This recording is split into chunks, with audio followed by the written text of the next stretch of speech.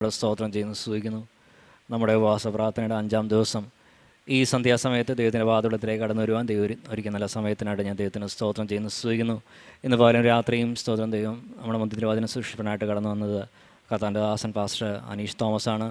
മുമ്പ് പല ആവർത്തി കർത്താവിൻ്റെ ദാസൻ നമ്മുടെ മധ്യത്തിൽ കടന്നു അനുഗ്രഹിക്കപ്പെട്ടതായ ശുശ്രൂഷകൾ ചെയ്തെടുക്കാനൊക്കെ ആയിട്ട് ദൈവം സഹായിക്കുന്നുണ്ടല്ലോ. സ്തോത്രം, ഹല്ലേലൂയ. തുടർന്നുള്ള സമയം നമുക്ക് വളരെ പ്രാർത്ഥനയോടെ ഇരിക്കാം. കർത്താവിൻ്റെ ദാസനെ ശുശ്രൂഷയ്ക്കായിട്ട് ക്ഷണിച്ചു കൊള്ളുന്നു.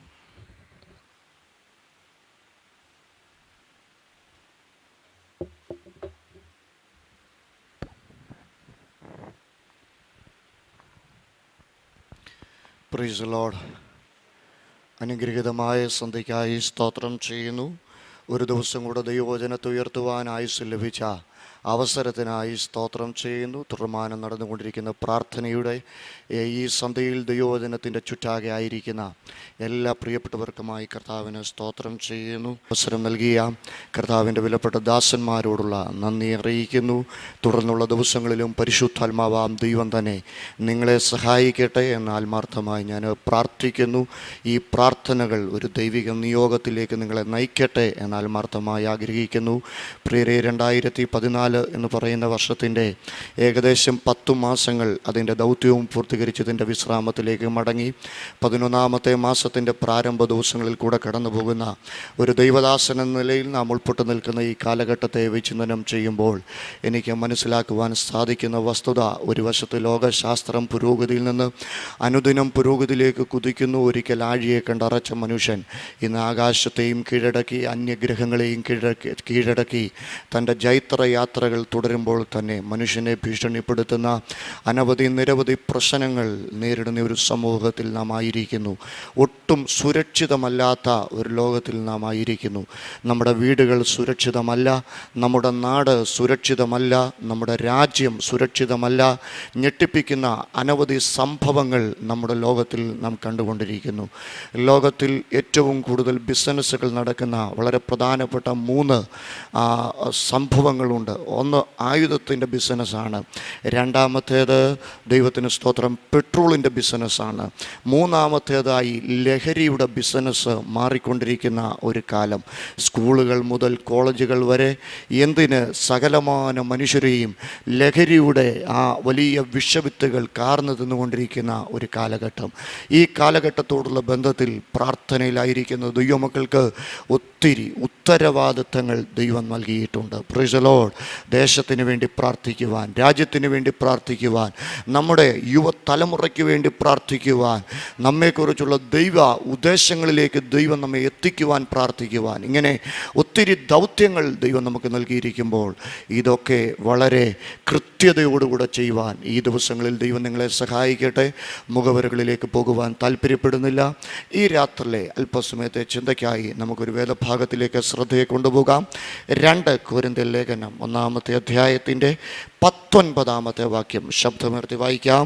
2 കൊരിന്ത്യർ ലേഖനം 1-ാമത്തെ അധ്യായത്തിൻ്റെ 19ാമത്തെ വാക്യം ശബ്ദമുയർത്തി വായിക്കാം. ആനോസും തീമോത്തിയോസും നിങ്ങളുടെ ഇടയിൽ പ്രസംഗിച്ച ദൈവപുത്രനായ യേശു ക്രിസ്തു ഒരിക്കൽ ഉവ്വ് എന്നും മറ്റൊരിക്കൽ ഇല്ല എന്നും ആയിരുന്നില്ല.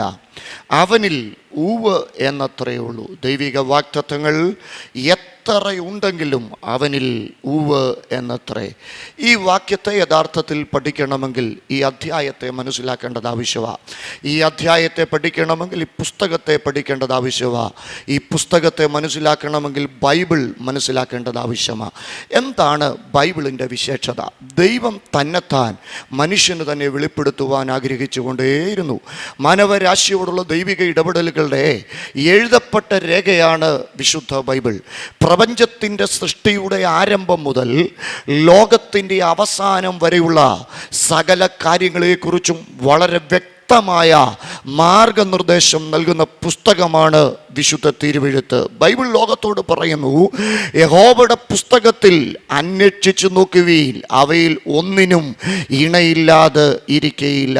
ലോകം നേരിടുന്ന സകല പ്രശ്നങ്ങൾക്കും ഉത്തരം നൽകുവാൻ കഴിവുള്ള ഒരു പുസ്തകമാണ് ഞാൻ പ്രസംഗിക്കുന്ന ബൈബിൾ. ഈ പുസ്തകവുമായി ബന്ധമില്ലാത്ത ഒരു സംഭവവും ലോകത്തിൽ നടക്കുന്നില്ല. ലോകത്തിൻ്റെ ആരംഭം മുതൽ ലോകത്തിൻ്റെ അവസാനം വരെയുള്ള സകല കാര്യങ്ങളെക്കുറിച്ചും വ്യക്തമായി പ്രതിപാദിക്കുന്ന പുസ്തകമാണിത്. മാത്രമല്ല, ഈ പുസ്തകം ലോകത്തിനൊരു ദൈവത്തെ വെളിപ്പെടുത്തുന്നു. ആ ദൈവത്തിൻ്റെ പ്രത്യേകത എന്താണെന്നറിയാമോ? നിത്യതയിലെ നിത്യനിർണയപ്രകാരം അവൻ പിതാവിനാൽ അഭിഷക്തനായവനാ. കാലത്തിൻ്റെ തികവിൽ അവൻ കന്യകയിൽ ജാതനായവനാ. കാനാവിൽ തുടങ്ങി കാൽവറി വരെ തൻ്റെ പ്രവർത്തികൾ തികച്ചെടുത്തവനാ. 8 അടി വീതിയും 12 അടി നീളവും 84 കിലോയുമുള്ള ക്രൂശും ചുമന്ന് കാൽവറിയിലേക്ക് കടന്നു എന്ന് കാൽക്കരം കാലിരുമ്പാണികൾക്ക് വിരിച്ചു കൊടുത്ത് മരണം പ്രാപിച്ചതിന് ശേഷം കല്ലറയെ തോൽപ്പിച്ച് ഉയർത്തെഴുന്നേറ്റ് ഇന്നും നമുക്ക് വേണ്ടി സംസാരിക്കുന്ന ദൈവപുത്രനായ യേശുവിനെയായി പുസ്തകം നമുക്ക് പരിചയപ്പെടുത്തുന്നത്. എന്താ ദൈവപുത്രനായ യേശുവിൻ്റെ പ്രത്യേകത? അനന്തതയിൽ നിന്ന് അവനിയിലേക്ക് അവതരിച്ചു വന്നവൻ.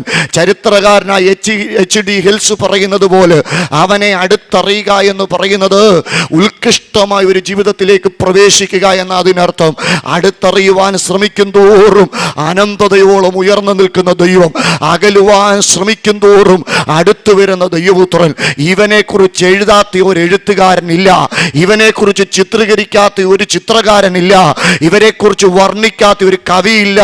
പാട്ടുകാരൻ പറയുന്നത് പോലെ ഇവനെ പോലെ ആരാധ്യൻ ആരുമില്ല, ഇവനൊപ്പം നിൽക്കുവാൻ ഒരാളും. സ്തോത്രം.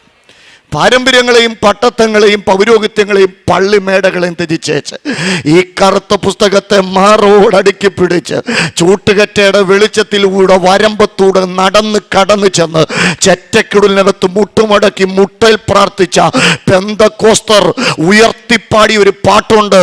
യേശു എന്ന നാമമേ എൻ്റെ ആത്മാവിൻ്റെ സ്തോത്രം.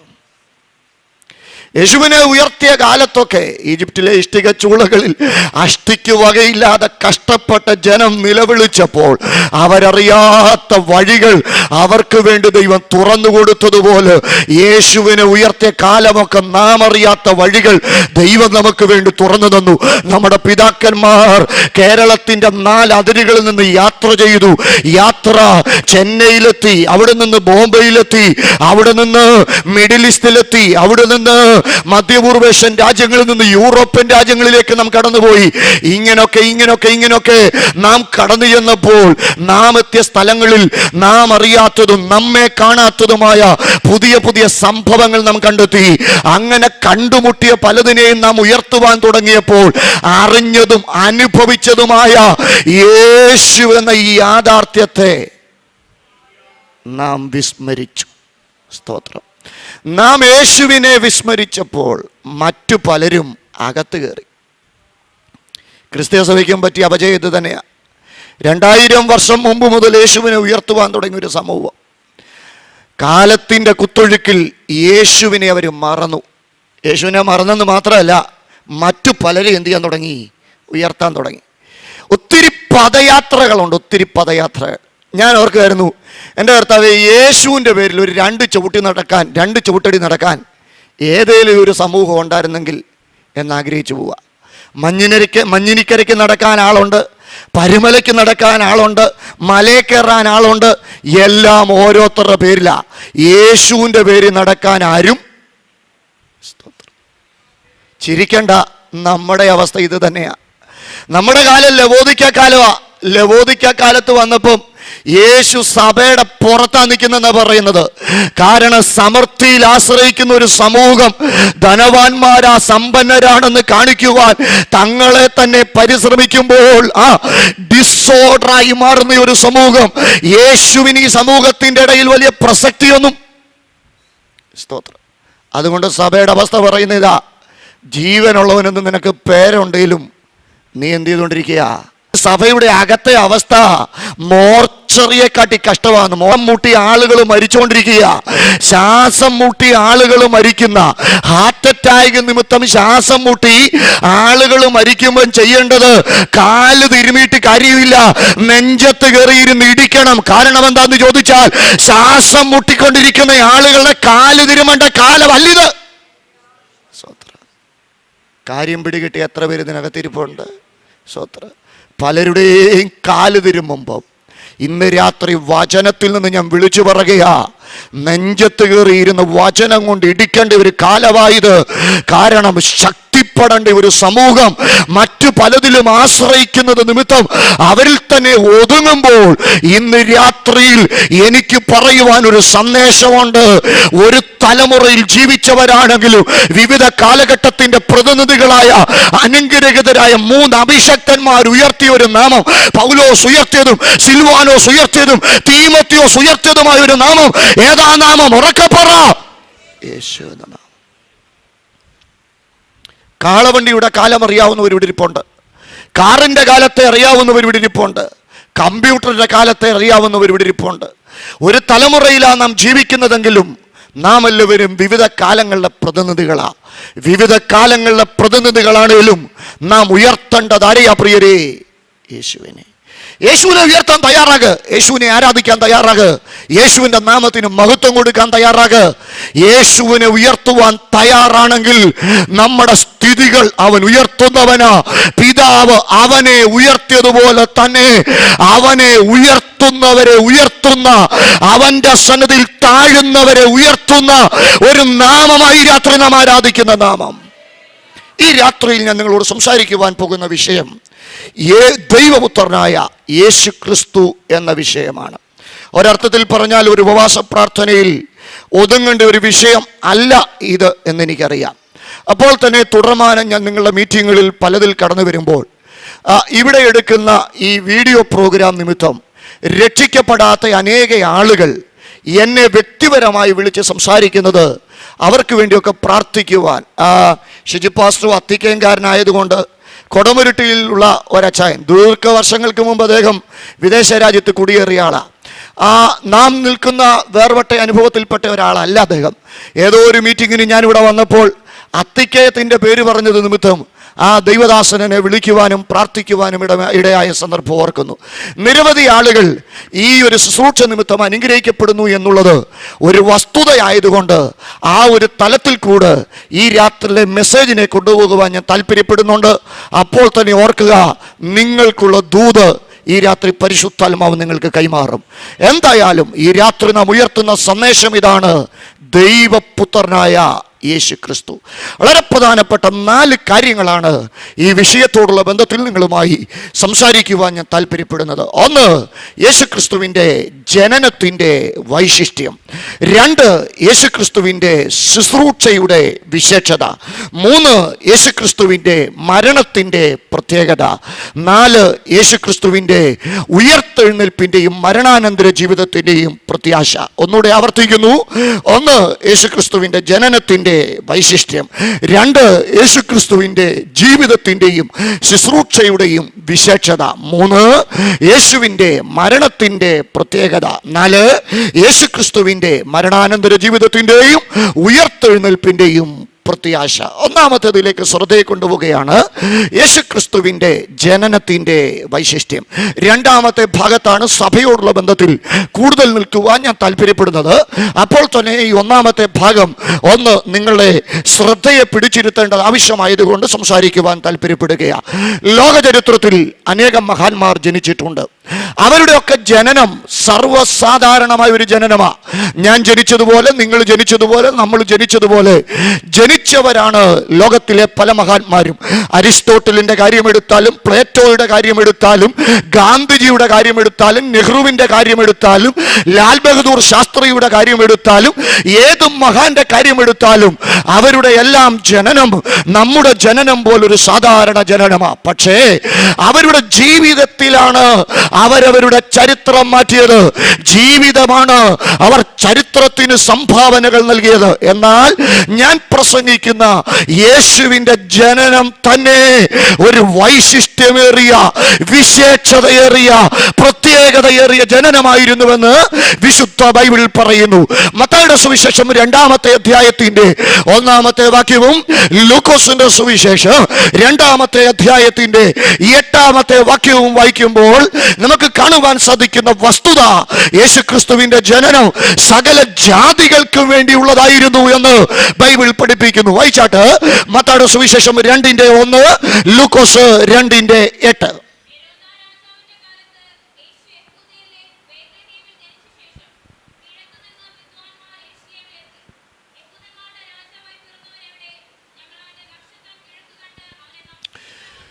ഞങ്ങൾ അവൻ്റെ നക്ഷത്രം കിഴക്ക് കണ്ട് അവനെ നമസ്കരിക്കുവാൻ വന്നിരിക്കുന്നു എന്ന് പറഞ്ഞു. 2:8 കൂടെ വായിച്ചാട്ട്.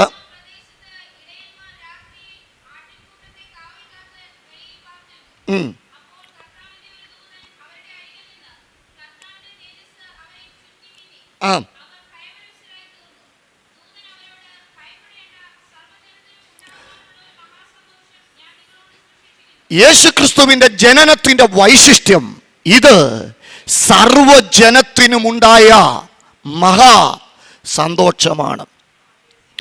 ആ സന്തോഷം വ്യത്യസ്ത ഇടപാടുകളിലൂടെയാണ് ദൈവം മനുഷ്യനെ അറിയിക്കുന്നത്. ന്യായമായിട്ടും അങ്ങനെ തന്നെയാ. ദൈവം മനുഷ്യനോട് ഇടപെടുവാൻ ഉപയോഗിക്കുന്ന 7 മുഖാന്തരങ്ങളുണ്ട്. ഏതൊക്കെയാ അത്? ഒന്നാമത്തേതാണ് ദൈവത്തിൻ്റെ വചനം, രണ്ടാമത്തേതാണ് പ്രവാചകന്മാരായ തൻ്റെ ദാസന്മാർ, മൂന്നാമത്തേതാണ് സ്വപ്നങ്ങൾ, നാലാമത്തേതാണ് ആത്മീകരായ 2 വ്യക്തികൾ തമ്മിലുള്ള സംഭാഷണം, അഞ്ചാമത്തേതാണ് പക്ഷികളിലൂടെ ദൈവം സംസാരിക്കുന്നത്, ആറാമത്തേതാണ് മൃഗങ്ങളിലൂടെ ദൈവം സംസാരിക്കുന്നത്, ഏഴാമത്തേതാണ് പ്രകൃതിയിലൂടെ ദൈവം സംസാരിക്കുന്നത്. ന്യായമായിട്ടും ദൈവം ഇടപെടുവാൻ ഉപയോഗിക്കുന്ന 7 മുഖാന്തരങ്ങൾ. ഒന്നുകൂടെ ഞാൻ ആവർത്തിക്കുന്നു. ഒന്നാമത്തേത് ദൈവത്തിൻ്റെ വചനം, രണ്ടാമത്തേത് പ്രവാചകന്മാരായ തൻ്റെ ദാസന്മാർ, മൂന്നാമത്തേത് സ്വപ്നങ്ങൾ, നാലാമത്തേത് ആത്മീകരായ 2 വ്യക്തികൾ തമ്മിലുള്ള സംഭാഷണം, അഞ്ചാമത്തേത് പക്ഷികളിലൂടെ, ആറാമത്തേത് പ്രകൃതിയിലൂടെ, ഏഴാമത്തേത് മൃഗങ്ങളിലൂടെ. ഇങ്ങനെ 7 വിധത്തിലാണ് ദൈവം ഇടപെടുന്നത്. കാരണമുണ്ട്, ഓരോരുത്തർക്കും ഇടപെടേണ്ട രീതിയിൽ ഇടപെട്ടാലേ കാര്യം പിടികിട്ടത്തുള്ളൂ. കിഴക്ക് നിന്ന് വന്ന വിദ്വാൻമാർക്ക് നക്ഷത്രം വെളിപ്പെട്ടത്. പാലസ്തീനിലെ പാതിരാത്രിയിൽ കാവല് കാക്കുന്ന ഇടയന്മാർക്ക് ദൂതനാ വെളിപ്പെട്ടത്. എന്താ കാരണം? ഇടയന്മാർക്ക് നക്ഷത്രം വെളിപ്പെട്ടാൽ അവർക്ക് ഒരു കാര്യവും പിടികിട്ടത്തില്ല. വിദ്വാൻമാർക്ക് ദൂതം വെളിപ്പെട്ടാലും ഒരു കാര്യവും പിടികിട്ടത്തില്ല. വെളിപ്പെടേണ്ടത് വെളിപ്പെട്ടാലേ ആളുകൾക്ക് കാര്യം പിടികിട്ടത്തുള്ളൂ. ചിലർക്ക് 2 മണിക്കൂർ പ്രസംഗിച്ചാലേ കാര്യം പിടികിട്ടത്തുള്ളൂ. വേറെ ചിലർക്ക് 2 അല്ല 4 മണിക്കൂർ പ്രസംഗിച്ചാലും കാര്യം പിടികിട്ടത്തില്ല. അവരുടെ തലേ കൈവച്ചൊരു ദൂത് പറഞ്ഞാലേ കാര്യം പിടികിട്ടത്തുള്ളൂ. വേറെ ചിലർക്ക് അതും പറഞ്ഞാൽ കാര്യം പിടികിട്ടത്തില്ല. യോഗം കഴിഞ്ഞ് അവരുടെ തലേ കൈവച്ചൊന്ന് പ്രാർത്ഥിച്ചാലേ അവർക്ക് കാര്യം എന്ത് ചെയ്യത്തുള്ളൂ. കുറ്റമല്ല, ഓരോരുത്തർക്കും ഓരോ രീതി പറഞ്ഞാലേ കാര്യം എന്ത് ചെയ്യത്തുള്ളൂ. ഏതായാലും ഇന്ന് രാത്രി നമ്മളെ എല്ലാവരെയും ശുശ്രൂഷിക്കുന്നത് സകലത്തെയും അറിയുന്ന പരിശുദ്ധാത്മാവായതുകൊണ്ട് ഈ യോഗം നമ്മുടെ എല്ലാം ജീവിതത്തിൽ ഒരു വലിയ ദൈവപ്രവൃത്തിയാകുമെന്ന് വിശ്വസിക്കുവാൻ തയ്യാറുള്ളവരെ കരമുയർത്തി ഒന്ന് ചേർന്ന് സ്തോത്രം ചെയ്തു. ദൂതൻ ഇടയന്മാർക്കും വെളിപ്പെട്ടു, നക്ഷത്രം വിദ്വാൻമാർക്കും വെളിപ്പെട്ടു. എവിടെ നിന്ന് വന്ന വിദ്വാൻമാർക്ക് ആ നക്ഷത്രം വെളിപ്പെട്ടത്? കിഴക്കു നിന്ന് വന്ന വിദ്വാൻമാർക്ക്. ഞാനതിൻ്റെ കാരണം ബൈബിളിൽ അന്വേഷിച്ചു. കാരണം ബൈബിളിൽ അന്വേഷിച്ചപ്പോൾ എനിക്ക് മനസ്സിലായത്, ലോകത്തിൽ 2 വിധത്തിലുള്ള ആരാധനക്കാരുണ്ട്. മനുഷ്യനെ ദൈവം വേർതിരിച്ചിരിക്കുന്നത് അറിവിൻ്റെ പേരിലോ, നിറത്തിൻ്റെ പേരിലോ, ഭാഷയുടെ പേരിലോ, ജാതിയുടെ പേരിലോ അല്ല, ആരാധനയുടെ പേരിലാണ് മനുഷ്യനെ ദൈവം വേർതിരിച്ചിരിക്കുന്നത്. കാരണം എല്ലാ മനുഷ്യരും ആരാധിക്കുന്നവരാ. അത്യാധുനികതയുടെ മടിത്തട്ടിൽ ലസിക്കുന്ന നാഗരികനും അത്യാധുനികത തൊട്ടു തീണ്ടിയിട്ടില്ലാത്ത ആദിവാസിയും വരെയുള്ള മനുഷ്യർ ആരാധിക്കുന്നവരാ. ഒന്നിനെ അല്ലെങ്കിൽ മറ്റൊന്നിനെ ആരാധിക്കാത്ത ഒരു മനുഷ്യൻ പോലും ലോകത്തിലില്ല. വിപ്ലവകാരി ആരാധിക്കുന്നവന്, നിരീശ്വരവാദി ആരാധിക്കുന്നവന്, തത്വജ്ഞാനി ആരാധിക്കുന്നവന്, സൗന്ദര്യത്തെ ആരാധിക്കുന്നവരുണ്ട്, പണത്തെ ആരാധിക്കുന്നവരുണ്ട്, അധികാരത്തെ ആരാധിക്കുന്നവരുണ്ട്, രാഷ്ട്രീയത്തെ ആരാധിക്കുന്നവരുണ്ട്. ഇങ്ങനെ എല്ലാ മനുഷ്യരും ആരാധിക്കുന്നവരാ. ആരാധനക്കാരെ പൊതുവായിട്ട് ബൈബിൾ 2ആയിട്ട് തിരിച്ചിരിക്കുന്നു. ഒന്ന്, ജീവനുള്ളവനെ ആരാധിക്കുകയും ദൈവപ്രസാദം പ്രാപിക്കുകയും ചെയ്യുന്ന ഹാവേലിന്റെ വർഗത്തിൽപ്പെട്ടവർ. രണ്ടാമത്തേത്, എന്തിനേയും ആരാധിക്കുകയും ജീവൻ പ്രാപിക്കാതിരിക്കുകയും തന്മൂലം ജീവനുള്ള ആരാധനക്കാരനെ കൊല്ലുവാൻ ആഗ്രഹിക്കുകയും ചെയ്യുന്ന കായീന്റെ തലമുറയിൽപ്പെട്ടവർ. എനിക്ക് തോന്നുന്നു ഹാവേലിന്റെ കൂട്ടത്തിലുള്ള ആരാധനക്കാരേക്കാൾ ആരാധനയ്ക്ക് ആത്മാർത്ഥതയുള്ളത് ഈ കായീൻ്റെ വർഗത്തിൽപ്പെട്ടവർക്കാണ്. അവരെന്തിനേയും ആരാധിക്കും. തൂണിനെ ആരാധിക്കും, തുരുമ്പിനെ ആരാധിക്കും, മഴയെ ആരാധിക്കും, കാറ്റിനെ ആരാധിക്കും. സത്യത്തിൽ അവർ ആരാധിക്കാൻ ആഗ്രഹമുള്ളവരാ. ആരാധനയ്ക്ക് അവർ എതിരല്ല. പക്ഷെ കുഴപ്പം, ആരാധനകളിൽ ദൈവപ്രസാദം ഉണ്ടായില്ലെങ്കിൽ അവർ വയലന്റ് ആവും. അത് തന്നെയാണ് സംഭവിക്കുന്നത്. 2000 വർഷത്തെ ക്രിസ്തീയ സഭയുടെ ചരിത്രത്തിൽ ക്രിസ്ത്യാനിത്വത്തിനുണ്ടായ എതിരുകളുടെ എല്ലാം കാരണം പലർക്കും ദൈവപ്രസാദം കിട്ടാത്തത് കൊണ്ട് അവരിൽ പലരും എതിരായതാ. ന്യായമായിട്ടും അവർക്ക് ആരാധിക്കുവാൻ തൃഷ്ണതയുണ്ട്. പക്ഷെ കാര്യം എന്താണെന്നറിയാമോ? ആരെ ആരാധിക്കണമെന്ന് അവർക്കറിയത്തില്ല. മാത്രമല്ല, അവരാരാധിക്കുന്നത് ഭയത്തീന. ചിലരൊക്കെ ഇങ്ങനെ തന്നെയാ, തല്ലും കൊല്ലും എന്നുള്ള പേടി കൊണ്ടാ ആരാധിക്കുന്നത്. മതങ്ങളൊക്കെ മനുഷ്യനെ ആരാധിപ്പിക്കുന്നത് ഇങ്ങനെ ഭയപ്പെടുത്തി ആരാധിപ്പിക്കും. ഭയപ്പെടുത്തി. ചില ദൈവമക്കൾക്ക് ആരാധന വെളിപ്പെടണമെങ്കിൽ ഭയം ഉണ്ടായാലേ ആരാധന വെളിപ്പെടത്തുള്ളൂ. ഇതുപോലൊക്കെ ന്യായമായിട്ട് പ്രസംഗിച്ചാൽ ആരും ആരാധിക്കത്തില്ല.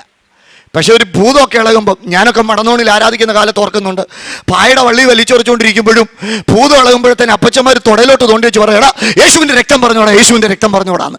അത്രയും നേരം അനങ്ങാതിരിക്കുന്ന ഞാനൊക്കെ യേശുവിൻ്റെ രക്തം ചെയ്യുമെന്ന് പറയും. കാര്യം എന്നാണെന്നറിയോ? ഭൂതം ഇളകിയതുള്ള ആത്മാർത്ഥത കൊണ്ടല്ല. ഇളകിയ ഭൂതം എൻ്റെ മേ കയറലെന്നും കണ്ട് എന്ത് ചെയ്യുക? എപ്പം ഭൂതം കയറുന്നെന്ന് ഒരുറപ്പുമില്ലാത്ത ഒരു കൂട്ടരുണ്ടെങ്കിൽ പെന്തിക്കോസുകാരാ. എപ്പം വേണേലും ഭൂതം കയറാം. ദൈവത്തിന് സ്തോത്രം. ഉപവാസ പ്രാർത്ഥനയിൽ 5-ാമത്തെ രാത്രി അനങ്ങാതിരിക്കുന്നതും കണ്ട് ആർക്കും ഭൂതമില്ലെന്നൊന്നും വിചാരിക്കരുത്. ഭൂതം ഉണ്ടെന്ന്, ഭൂതം ഇളകുന്നില്ലെന്നുള്ളതേ ഉള്ളൂ.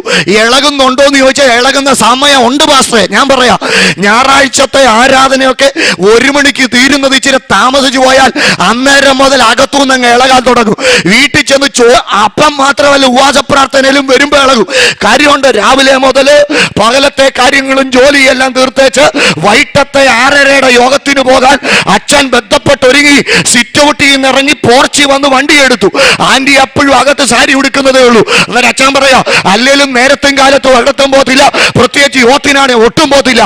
അന്നേരം അകത്ത് സാരി ഉടുക്കുന്ന ആന്റി പറയാ, അല്ലേലും ഞാൻ ഇവിടെ കിടന്ന് കഷ്ടപ്പെടുന്നത് കാണാനും കേൾക്കാനും അറിയാനും ഒന്നും ആരുമില്ല. 1 പറഞ്ഞ് 2 പറഞ്ഞു. അതിന്റെ പേരിൽ ഒരുമാതിരി ഇങ്ങോട്ട് ഇളകി വരുമ്പോഴാ ഷിജുപാസ് ഇവിടെ പറഞ്ഞ യാഗരിച്ചോ യാഗരിച്ചോ യാഗരിച്ചോ. സത്യത്തിൽ ഞങ്ങളൊക്കെ യാഗരിക്കുന്നത് കൊണ്ടാ ഇളകുന്നത് പലതും വയലന്റ് ആകാത്തത്. ഈ ഉപവാസ പ്രാർത്ഥനയിൽ ഇളകിയാൽ മാത്രം പോരാ, ഇളകുന്നതെല്ലാം എന്ത് ചെയ്യണം? പോണം. ഭയത്തിൽ നിന്നുണ്ടാകേണ്ട ഒരു വികാരമല്ല ആരാധന. ആദ്യം മനുഷ്യനും മതങ്ങളും ഒക്കെ ഇന്നും മനുഷ്യൻ ആരാധിക്കുന്നത് ഭയം കൊണ്ടാ. ഇടിവെട്ടുമ്പോൾ ആരാധിക്കുന്നവരുണ്ട്. ഈയിടയിൽ ഒരു അച്ഛൻ പറഞ്ഞു, 21 ഇരുന്നിട്ട് ഞാൻ അന്യഭാഷ പ്രാപിച്ചില്ല, ഇടിവെട്ടിയപ്പോൾ ഞാൻ അന്യഭാഷ പ്രാപിച്ചെന്ന് പറഞ്ഞു. സ്വത്രം. ഞാൻ പറഞ്ഞു, അത് യഥാർത്ഥ ഭാഷ ആയിരിക്കത്തില്ല, ഭയത്തിൽ നിന്നുണ്ടായ. സ്വത്രം. ശ്രദ്ധിച്ചേ, മഴയെ ആരാധിക്കുന്നവനും മഞ്ഞിനെ ആരാധിക്കുന്നവനെല്ലാം ഭയത്തിൽ നിന്ന് ആരാധിക്കുന്നത്. ഭയം ഉണ്ടായാലേ നമുക്കൊരു ഉണർവ് ഉണ്ടാകത്തുള്ളൂ. ആരോ ഒരു ദൈവദാസൻ ഒരിക്കൽ പറഞ്ഞ ഒരു ഉദാഹരണം ഞാൻ ഈ എടുത്ത സമയത്ത് ഒരു യൂത്ത് ക്യാമ്പിന് പ്രസംഗിച്ചത് ഓർക്കുന്നു. യൂത്ത് ക്യാമ്പിന് പ്രസംഗിച്ചാണ്, ഇന്ന് രാത്രി നിങ്ങളാരും വിവാദമൊന്നും ഉണ്ടാക്കരുത്, ഭയത്തിൻ്റെ കാര്യം പറയാൻ വേണ്ടി മാത്രം അങ്ങ് പറയുക. ഒരിക്കലൊരു പള്ളിയിൽ ഒരു അച്ഛൻ പ്രസംഗിക്കുക, 10 കൽപ്പനയെക്കുറിച്ചാണ് പ്രസംഗിക്കുന്നത്. ഒരമ്മയും 10 വയസ്സുകാരൻ മോനും പ്രസംഗം കേൾക്കാനായിട്ട് വന്നു. പ്രസംഗത്തിൻ്റെ ഇടയ്ക്ക് 10 കൽപ്പന സവിസ്തരമായിട്ട് അച്ഛൻ പ്രസംഗിച്ചു. അതിനകത്ത് 9 കൽപ്പനയും കൊച്ചിന് പിടികിട്ടി. പക്ഷെ അച്ഛൻ പറഞ്ഞു വ്യഭിചാരം ചെയ്യരുതെന്ന കാര്യം മാത്രം കൊച്ചിന് എന്ത് ചെയ്തില്ല, പിടികിട്ടിയില്ല. വീട്ടിൽ വന്നപ്പോൾ സംശയമായി. സംശയം ന്യായമായിട്ടും അമ്മയോടാ ചോദിക്കേണ്ടത്. അമ്മയോട് ചോദിച്ചു, അമ്മ അച്ഛൻ ഇന്ന് പ്രസംഗിച്ച പ്രസംഗം അമ്മ ശ്രദ്ധിച്ചോ? അമ്മ പറഞ്ഞു ശ്രദ്ധിച്ചു. 10 കൽപ്പനയിൽ 9 എനിക്ക് മനസ്സിലായി, അതിനകത്ത് 1 മനസ്സിലായില്ല. അമ്മയ്ക്ക് ഭയങ്കര ഇഷ്ടം തോന്നി, മോൻ അത്രയും ശ്രദ്ധിക്കുന്നുണ്ടല്ലോ. മോനോട് അമ്മ ചോദിച്ചു, ഏത് കൽപ്പനയാ മോനെ മനസ്സിലാകാഞ്ഞത്? അന്നേരം മോൻ പറഞ്ഞമ്മേ, ഇന്ന് അച്ഛൻ പറഞ്ഞില്ലേ വ്യഭിചാരം ചെയ്യരുതെന്ന് പറഞ്ഞില്ലേ, ഈ വ്യഭിചാരം എന്ന് പറഞ്ഞാൽ എന്താ? അമ്മയ്ക്ക് ആകപ്പാടെ അങ്കലാപ്പായി. കാര്യം 10 വയസ്സുകാരൻ മോനോട് വ്യഭിചാരം എന്താണെന്ന് എങ്ങനെയാ പറഞ്ഞു കൊടുക്കുന്നത്? ഒടുവിൽ അമ്മ ഒരു സൂത്രം കണ്ടെത്തി. ഇവനൊരു സ്വഭാവമുണ്ട്, ഇടയ്ക്കിടയ്ക്ക് ഓടിച്ചെന്നേച്ച് കൈ 2 നിലത്തോട്ട് കുത്തിയേച്ച് തല കുത്തി നിൽക്കുന്ന ഒരു സ്വഭാവമുണ്ട്. അമ്മ മോനോട് പറഞ്ഞു കൊടുത്തു, മോനെ നീ ഓടി വന്നേച്ച് കൈ 2 നിലത്തോട്ട് കുത്തിയേച്ച് തല കുത്തി നിൽക്കുന്നില്ലേ, അതിനാണ് വ്യഭിചാരം എന്ന് എന്ത് ചെയ്തത് അച്ഛൻ പറഞ്ഞത്. ഇത് കേട്ടപ്പോൾ കൊച്ചിനാകപ്പാടെ വിഷമമായി. കൊച്ചോർത്തു, അച്ഛൻ പ്രസംഗത്തിന്റെ അവസാനം പറഞ്ഞു, ഏതെങ്കിലും കൽപ്പനകളിൽ നിങ്ങൾ പരാജയപ്പെട്ടിട്ടുണ്ടെങ്കിൽ സാരമില്ല, വന്നൊന്ന് കുമ്പസാരിച്ചാൽ മതി, കാര്യമെല്ലാം പരിഹരിക്കപ്പെടുമെന്ന് പറഞ്ഞതോർത്ത് ഓടി അച്ഛൻ്റെ കുമ്പസാരക്കൂടിൻ്റെ അടുക്കലേക്ക് കൊച്ചു ചെന്നു. കൊച്ചു ചെന്ന് കുമ്പസാരക്കൂട്ടിൻ്റെ അടുക്കൽ കുമ്പസാരം കേൾക്കാനിരിക്കുന്ന അച്ഛനോട് പറഞ്ഞു, എനിക്കൊന്ന് കുമ്പസാരിക്കണം. അച്ഛൻ പറഞ്ഞു, കുമ്പസാരം തുടങ്ങിക്കോളാൻ പറഞ്ഞു. കൊച്ചു പറഞ്ഞു, അച്ഛാ ഞാനിന്ന് വ്യഭിചാരം ചെയ്തു. 10 വയസ്സുകാരൻ വ്യഭിചാരം ചെയ്തെന്ന് കേട്ടപ്പോഴത്തേന് അച്ഛനാകപ്പാട് അന്താളിച്ചു, നീയോ? അന്നേരം പറഞ്ഞു, ഇന്നും ചെയ്തച്ഛാ, 3 പ്രാവശ്യം ചെയ്തെന്ന് പറഞ്ഞു. അന്നേരത്തിന് അച്ഛനാകപ്പാടെ ടെൻഷൻ അടിച്ചു. അന്നേരം കൊച്ചു പറയാ, അച്ഛനകത്തിനാ പേടിക്കുന്നത്, ഞാൻ കാണിക്കാം, ഞാൻ ഇന്ന് ചെയ്തത് എന്താന്ന് കാണിക്കാം. അങ്ങനെ അവൻ ഓടിച്ചെന്ന് വെച്ചാൽ കുമ്പസാരക്കൂടിന്റെ മുമ്പിൽ തന്നെ കൈകുത്തി തലകുത്തി നിന്നു. അവൻ തലകുത്തി നിന്നപ്പോഴാ പുറകെ കുമ്പസാരിക്കാൻ വന്ന ആളുകൾ അത് കണ്ടത്. അവര് ചിന്തിക്കുക, എടാ ഈ കൊച്ചു ചെയ്ത പാപത്തിന് അച്ഛൻ തലകുത്തി നിൽക്കാൻ പ്രേരിപ്പിക്കുന്നെങ്കിൽ അയ്യോ നമുക്ക് കിട്ടുന്നത് എന്താ ശിക്ഷയെന്നോർത്ത് അവര് കുമ്പസാരിക്കാതെ പോയി. ഇങ്ങനെ പലരും ആരാധിക്കുന്നത്. ഭയം ഭയം ഭയം ഭയം. ഇന്ന് രാത്രി എനിക്ക് പറയുവാനുള്ളത്, തികഞ്ഞ സ്നേഹം ഭയത്തെ പുറത്താക്കുന്നത്. യേശു കാൽവരി ക്രൂശിൽ നമുക്ക് വേണ്ടി ചെയ്തതോർക്കുമ്പോ എങ്ങനാ പ്രിയപ്പെട്ടവരെ ആരാധിക്കാൻ തോന്നുന്നത്? നമ്മൾ ആരാണെന്ന് മറക്കുകയും ദൈവം ആരാണെന്ന് ഓർക്കുകയും ചെയ്യുമ്പോഴാ നമുക്ക് ദൈവത്തെ ആരാധിക്കാൻ പറ്റുന്നത്. നമ്മൾ പലരും നമ്മൾ ആരാന്ന് മറക്കത്തില്ല. ഞാൻ ഇന്നിടത്ത് ഇന്നാരാണ്, എനിക്ക് അതുണ്ട്, എനിക്ക് ഇതുണ്ട്, എനിക്ക് ആനയുണ്ട്, എനിക്ക് കുതിരയുണ്ട് എന്നൊക്കെ പറഞ്ഞിരിക്കുന്നത് കൊണ്ട് ദൈവം ആരാണെന്ന് ഓർക്കാൻ പറ്റുന്നില്ല. അതുകൊണ്ട് ആ വചനം പറയുന്നത്, ദൈവത്തെ മറക്കുന്നവരെ ഇതോർത്തുകൊള്ളീ, ഞാൻ നിങ്ങളെ കീറിക്കളയും, വിടുവിപ്പാൻ ആരും. ഇന്ന് രാത്രി വരെ ദൈവം നടത്തിയത് ഒന്നോർത്ത് ദൈവത്തിന് സ്തോത്രം ചെയ്യാൻ പറ്റുന്ന വിശുദ്ധന്മാർ ആ കരമുയർത്തിപ്പിടിച്ച് കർത്താവിനെ ഒന്ന് സ്തുതിച്ചാട്ടെ. അപ്പൊ ആരാധനയിൽ ദൈവപ്രസാദം അനുഭവിക്കാത്തത് നിമിത്തം ജീവനില്ലാത്ത ആരാധനക്കാരന് ആകപ്പാടെ ദേഷ്യമുണ്ടായി. അല്ലേലും അങ്ങനെ സഭയിൽ കൊണ്ട് ജീവനുള്ള ആരാധന ആരാധിക്കുന്നവര്, ജീവനുള്ള ആരാധന ആരാധിക്കുന്നവരോട് ജീവനില്ലാത്ത ആരാധനക്കാർക്കൊക്കെ ദേഷ്യ. എങ്ങനെയാലും കൃപയുള്ളവനെ കൊല്ലാൻ നിൽക്കുന്ന ഒരു കാലമാണ് നമ്മുടെ കാലം. ഒടുവില് ഇവരിവിടുന്ന് ഓടിപ്പോയി പാർത്തത് ഉൽപ്പത്തി പുസ്തകം 4-ാം അധ്യായം പറയുന്നത് 16-ാമത്തെ വാക്യത്തിൽ പറയുന്നത്, ഉൽപ്പത്തി 4:16 പറയുന്നു, കിഴക്ക് നോദ് ദേശത്ത് പോയി പാർത്തു എന്നാ പറയുന്നത്. നോദ് എന്ന് പറയുന്ന സ്ഥലത്തിന്റെ അർത്ഥം അലഞ്ഞു നടക്കുന്നവന്റെ നാട് എന്നാണ്. അപ്പൊ ആരാണ് അലയേണ്ടി വരുന്നത്? ആരാധനയിൽ പ്രസാദം അനുഭവിക്കുവാൻ കഴിയാത്തവനാണ് അലയേണ്ടി വരുന്നത്. ആരാധനയിൽ പ്രസാദം അനുഭവിക്കുന്ന ദൈവമേ, നീ അലയേണ്ടി വരത്തില്ല, നിനക്കൊരു നന്മത ഒരുക്കും. വിശ്വസിക്കുന്നവരെ ഓർത്ത് ഞാൻ കർത്താവിനെ സ്തുതിക്കുക. പൂർണ്ണ ഹൃദയത്തോടെ ദൈവത്തിന് മഹത്വം കൊടുക്കാമോ? അലയേണ്ടി വരത്തില്ല എന്നാണ് ഞാൻ പറഞ്ഞത്. സ്തോത്രം. എത്ര കാര്യം പിടികിട്ടി? ഉറക്കെ പറയച്ചാ, എന്റെ വിഷയത്തോടുള്ള ബന്ധത്തിൽ ഞാൻ അലയേണ്ടി വരത്തില്ല, എന്റെ തലമുറയോടുള്ള ബന്ധത്തിൽ ഞാൻ അലയേണ്ടി വരത്തില്ല, എന്റെ കുടുംബത്തോടുള്ള വിഷയത്തിന്റെ ബന്ധത്തിൽ ഞാൻ അലയേണ്ടി വരത്തില്ല. കാരണം ഞാൻ ചത്താരാധന അല്ല ആരാധിക്കുന്നത്, ജീവനുള്ള ആരാധന ആരാധിക്കേണ്ടത് കൊണ്ട്. ഓ, ജീവനോടെ സ്തോത്രം ചെയ്യുക, വാ തുറന്ന് സ്തോത്രം ചെയ്യുക.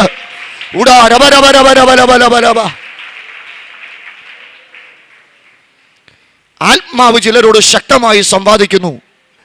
ഈ പ്രാർത്ഥനയിൽ നിങ്ങൾ പ്രാർത്ഥിക്കുന്ന വിഷയത്തോടുള്ള ബന്ധത്തിൽ നിങ്ങൾ അലയേണ്ടി വരത്തില്ല. അലയുവാൻ ദൈവം, സ്തോത്രം, 40 വർഷം അലഞ്ഞു തിരിഞ്ഞ് മരുഭൂമിയിലൂടെ നടന്ന മോശയ്ക്ക് ലക്ഷ്യമുണ്ടായത് ദൈവവുമായിട്ടുള്ള കൂട്ടായ്മയിലാ. Praise the lord. അങ്ങനാണെങ്കിൽ 21 ദിവസത്തെ യോഗം നമ്മെ ഒരു വലിയ ലക്ഷ്യത്തിലേക്ക് എത്തിക്കുവാൻ പോകുന്നെന്ന് വിശ്വസിക്കുന്ന ദൈവമക്കളെ ഓർത്ത് ഞാൻ കർത്താവിനെ സ്തുതിക്കുക. അലയുന്ന ചില വിഷയങ്ങൾക്ക്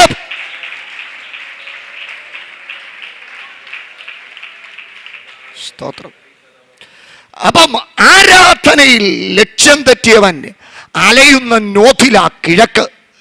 ഈ കിഴക്ക് പാർക്കുന്നവന്റെ തലമുറയ്ക്ക് ലക്ഷ്യം ലക്ഷ്യബോധം ആവശ്യമായതുകൊണ്ട് യേശു ജനിച്ചതിന്റെ വിവരം വെളിപ്പെട്ടു.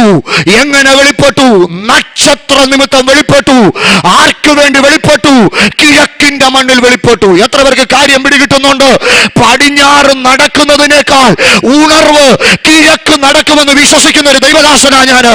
പാലസ്തീന്റെ കിഴക്ക് ഏഷ്യൻ രാജ്യങ്ങളാണെങ്കിൽ, പാലസ്തീന്റെ കിഴക്ക് ഇന്ത്യയാണെങ്കിൽ, 1-ാം നൂറ്റാണ്ടിൽ അപ്പോസ്തല പിതാക്കന്മാരാൽ ആരംഭിക്കപ്പെട്ട് 16-ാം നൂറ്റാണ്ടിൽ മാർട്ടിൻ ലൂഥറിന്റെ നേതൃത്വത്തിൽ മാർഗദർശനം പ്രാപിച്ച് 19-ാം നൂറ്റാണ്ടിൽ അങ്ങകലെ യൂറോപ്പിൽ ഇവാൻ റോബർട്ട്സിന്റെ ഗ്ലോറി ബോറ എന്ന് പറയുന്ന സഹോദരിയുടെ നേതൃത്വത്തിൽ പെയ്യാൻ ആരംഭിച്ച് കഴിഞ്ഞ നൂറ്റാണ്ടിൽ ഇന്ത്യയിൽ പണ്ഡിറ്റ് രമാഭായിയുടെ നേതൃത്വത്തിലൊക്കെ പെയ്യുവാൻ ആരംഭിച്ച ദൈവാത്മാവിന്റെ ശക്തി കിഴക്കിന്റെ മണ്ണിനെ ഏത് കാലത്തെക്കാളും അധികം സ്വാധീനിക്കുവാൻ പോകുന്ന ഒരു കാലമാണ് നമ്മുടെ കാലം. അത് വിശ്വസിക്കുന്ന ദൈവമക്കൾ കർത്താവിനെ സ്തുതിച്ചാട്ടെ. നിങ്ങൾ വിശ്വസിക്കുവാൻ തയ്യാറാണോ? 5,89,179 ഗ്രാമങ്ങളും 4,635 ജാതികളും യേശുവിനെ അറിയാതെ പ്രതിദിനം 6,000-ലധികം ആളുകൾ മരിക്കുന്നതുമായ ഗ്രാമങ്ങളുള്ള നമ്മുടെ നാടിനെ സുവിശേഷം മറ്റേത് കാലത്തെക്കാളും ശക്തിയോട് പരിവർത്തിക്കുവാൻ പോകുന്ന ഒരു കാലമായിരുന്നു വിശ്വസിക്കുവാൻ നിങ്ങളിൽ എത്ര പേര് തയ്യാറാ? സ്തോത്രം. അപ്പം യേശുവിൻ്റെ ജനനം തന്നെ വൈശിഷ്ട്യമേറിയ ജനനമായിരുന്നു. രണ്ടാമത്തെ വിഷയത്തിലാണ് ഞാൻ ഇന്ന് രാത്രിയിൽ നിൽക്കുവാൻ പോകുന്നത്. യേശു ക്രിസ്തുവിൻ്റെ ശുശ്രൂഷയുടെ വിശേഷത എന്തായിരുന്നു? യേശുവിൻ്റെ ശുശ്രൂഷയുടെ വിശേഷത മനസ്സിലാകണമെങ്കിൽ ലൂക്കോസിന്റെ സുവിശേഷം 10-ാമത്തെ അധ്യായത്തിൻ്റെ 30 മുതലുള്ള വാക്യങ്ങൾ ശ്രദ്ധിക്കുമ്പോഴാണ് യേശുവിൻ്റെ ശുശ്രൂഷയുടെ വിശേഷത നമുക്ക് മനസ്സിലാകുന്നത്. ആ വാക്യങ്ങളിൽ ഈ സമൂഹത്തിലുള്ള 4 കൂട്ടം ആളുകളെ നമുക്ക് കാണുവാൻ സാധിക്കുന്നു. ഒന്നാമത്തെ ആളുകൾ കള്ളന്മാരാണ്. അവരുടെ സ്വഭാവം എന്താണെന്നറിയോ? അവർ മറ്റുള്ളവരിൽ നിന്ന് എന്തെങ്കിലുമൊക്കെ പിടിച്ചു പറിക്കുവാൻ ആഗ്രഹിക്കുന്നവരാ. സ്തോത്രം. എന്താ അവരുടെ സ്വഭാവം?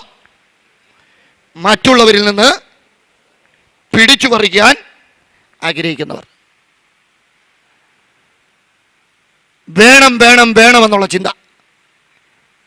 സഭകളുടെ അകത്തും ഇങ്ങനത്തെ കള്ളന്മാരുണ്ട്, സമൂഹത്തിലുമുണ്ട്. റിയൽ എസ്റ്റേറ്റും മണൽ മാഫിയായും പിടിച്ചു പറിക്കുന്നവരും പിടിച്ചു വെച്ച് പ്രാർത്ഥിക്കുന്നവരും. സ്വത്രം. അപ്പുറത്തുകാരൻ്റെ അതിനകത്ത് പൈസ ഇട്ടേച്ച് അവരെന്ത് ചെയ്യുന്നവരാ? അവരും ഇവരും തമ്മി കണ്ടോ? കരണ്ട് പോയ പോക്ക് കണ്ടോ? അവരിവരും തമ്മിൽ വല്ല വ്യത്യാസമുണ്ടോ? സ്വത്രം. പിടിച്ചു പറിക്കാൻ ആഗ്രഹിക്കുന്നവർ, വേണമെന്ന് ആഗ്രഹിക്കുന്നവർ. സ്തോത്രം. കർത്താവേ, വാസപ്രാർത്ഥനയുടെ 5-ാമത്തെ ദിവസം ആയതുകൊണ്ട് രക്ഷപ്പെട്ടു. അപ്പോൾ 21-ാമത്തെ ദിവസം അങ്ങനെ ലോകക്കാരൻ്റെ സ്വഭാവമാണ്. അതുകൊണ്ടാണ് കൊലോസ്യ ലേഖനം 2-ാം അധ്യായം 4-ാം വാക്യം, 8-ാം വാക്യം, 16-ാം വാക്യം, 18-ാം വാക്യം 4 കാര്യമാണ് പറയുന്നത്.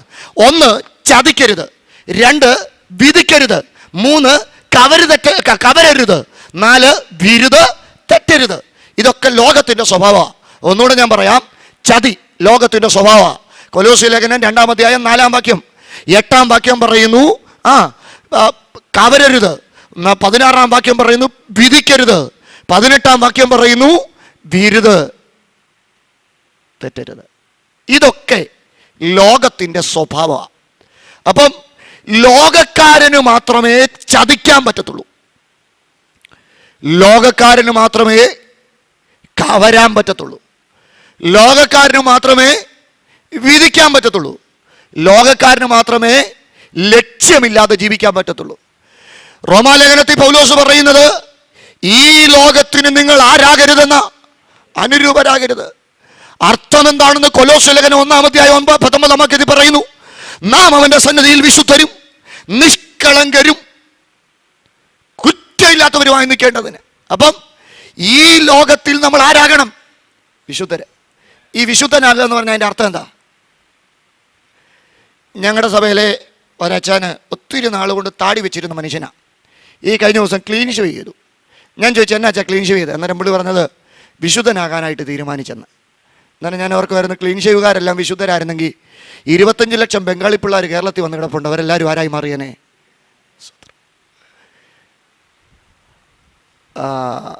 ചിലർ വെള്ളയിടുന്നത് വിശുദ്ധരാകാനായിട്ടാണ്.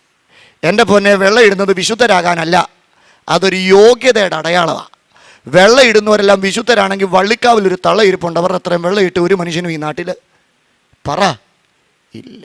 ശ്രദ്ധിക്കണേ, അവർ യോഗ്യന്മാരാകയാൽ വെള്ള സ്തോത്രം. യോഗ്യതയുള്ളവരൊക്കെ സഭയിൽ ഇല്ലാത്തതുകൊണ്ടാണ് വെള്ള ധരിക്കാൻ ആളുകൾ എന്ത് ചെയ്യുന്നത്, മടിക്കുന്നത്. സ്തോത്രം. അപ്പം പിടിച്ചു പറിക്കുന്ന ഒരു സമൂഹം, ചതി, വിധി. വേറെ ചിലർക്കൊരു കൃപയുണ്ട്, ഒരു ദൂത് കേട്ടാൽ ആരോടൊക്കെയാണെന്ന് അവർക്ക് നന്നായിട്ട് അറിയാം. അത് ആച്ചാനാണ്, അത് അമ്മമ്മയ്ക്കാണ്, അത് ആ കൊച്ചിനാണ്, അത് ആൻറ്റിക്കാണ്, അത് അവർക്കാണ്, ഇവർക്കാണ് എന്നൊക്കെ പറഞ്ഞ് എല്ലാവർക്കും വീതിച്ചു കൊടുക്കും. പിന്നെ ഒരു ഗുണമുണ്ട്, ഈ പറഞ്ഞതിനകത്ത് അവർക്കുള്ളത് ഏതാണെന്ന് അവർക്ക് എന്ത് ചെയ്യത്തില്ല, അറിയത്തില്ല. ഈ സ്വഭാവം ലോകക്കാരുടെ സ്വഭാവം. അടുത്തത് പറയാ, തീരുമാനങ്ങളിൽ ഉറപ്പില്ലാത്തത്, അതും ലോകക്കാരൻ്റെ സ്വഭാവമാണ്. അപ്പോൾ ഒന്നാമത്തെ സമൂഹമാണ് പിടിച്ചു പറിക്കുന്ന സമൂഹം. കള്ളന്മാരാണവർ, പിശാചിൻ്റെ ഏജന്റാണവർ. അവർ പറയുന്നത് മുഴുവൻ 5 ഇട്ട 10 കിട്ടും, 10 ഇട്ട 16 കിട്ടും, 16 ഇട്ട 24.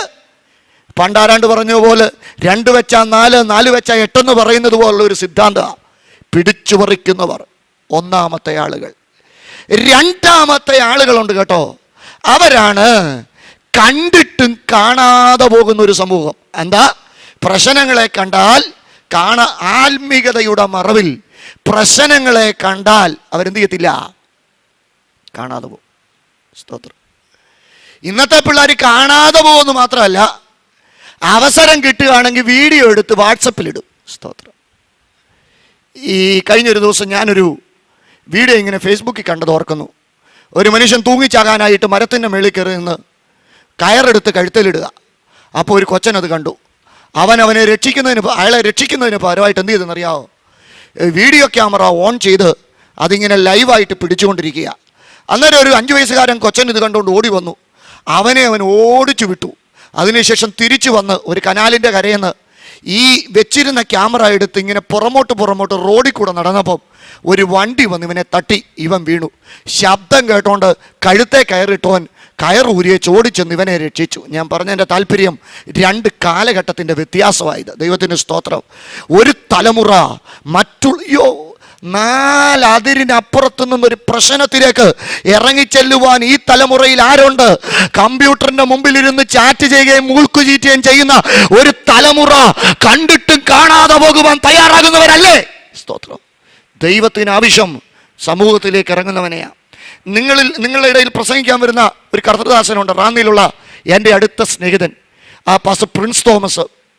അദ്ദേഹം ഈ അടുത്ത ദിവസങ്ങളിൽ ചില മാസങ്ങൾക്ക് മുമ്പ് ചെയ്ത ഒരു സംഭവം വളരെ റാന്നിക്കാരെ സ്പർശിച്ച ഒരു സംഭവമാണ്.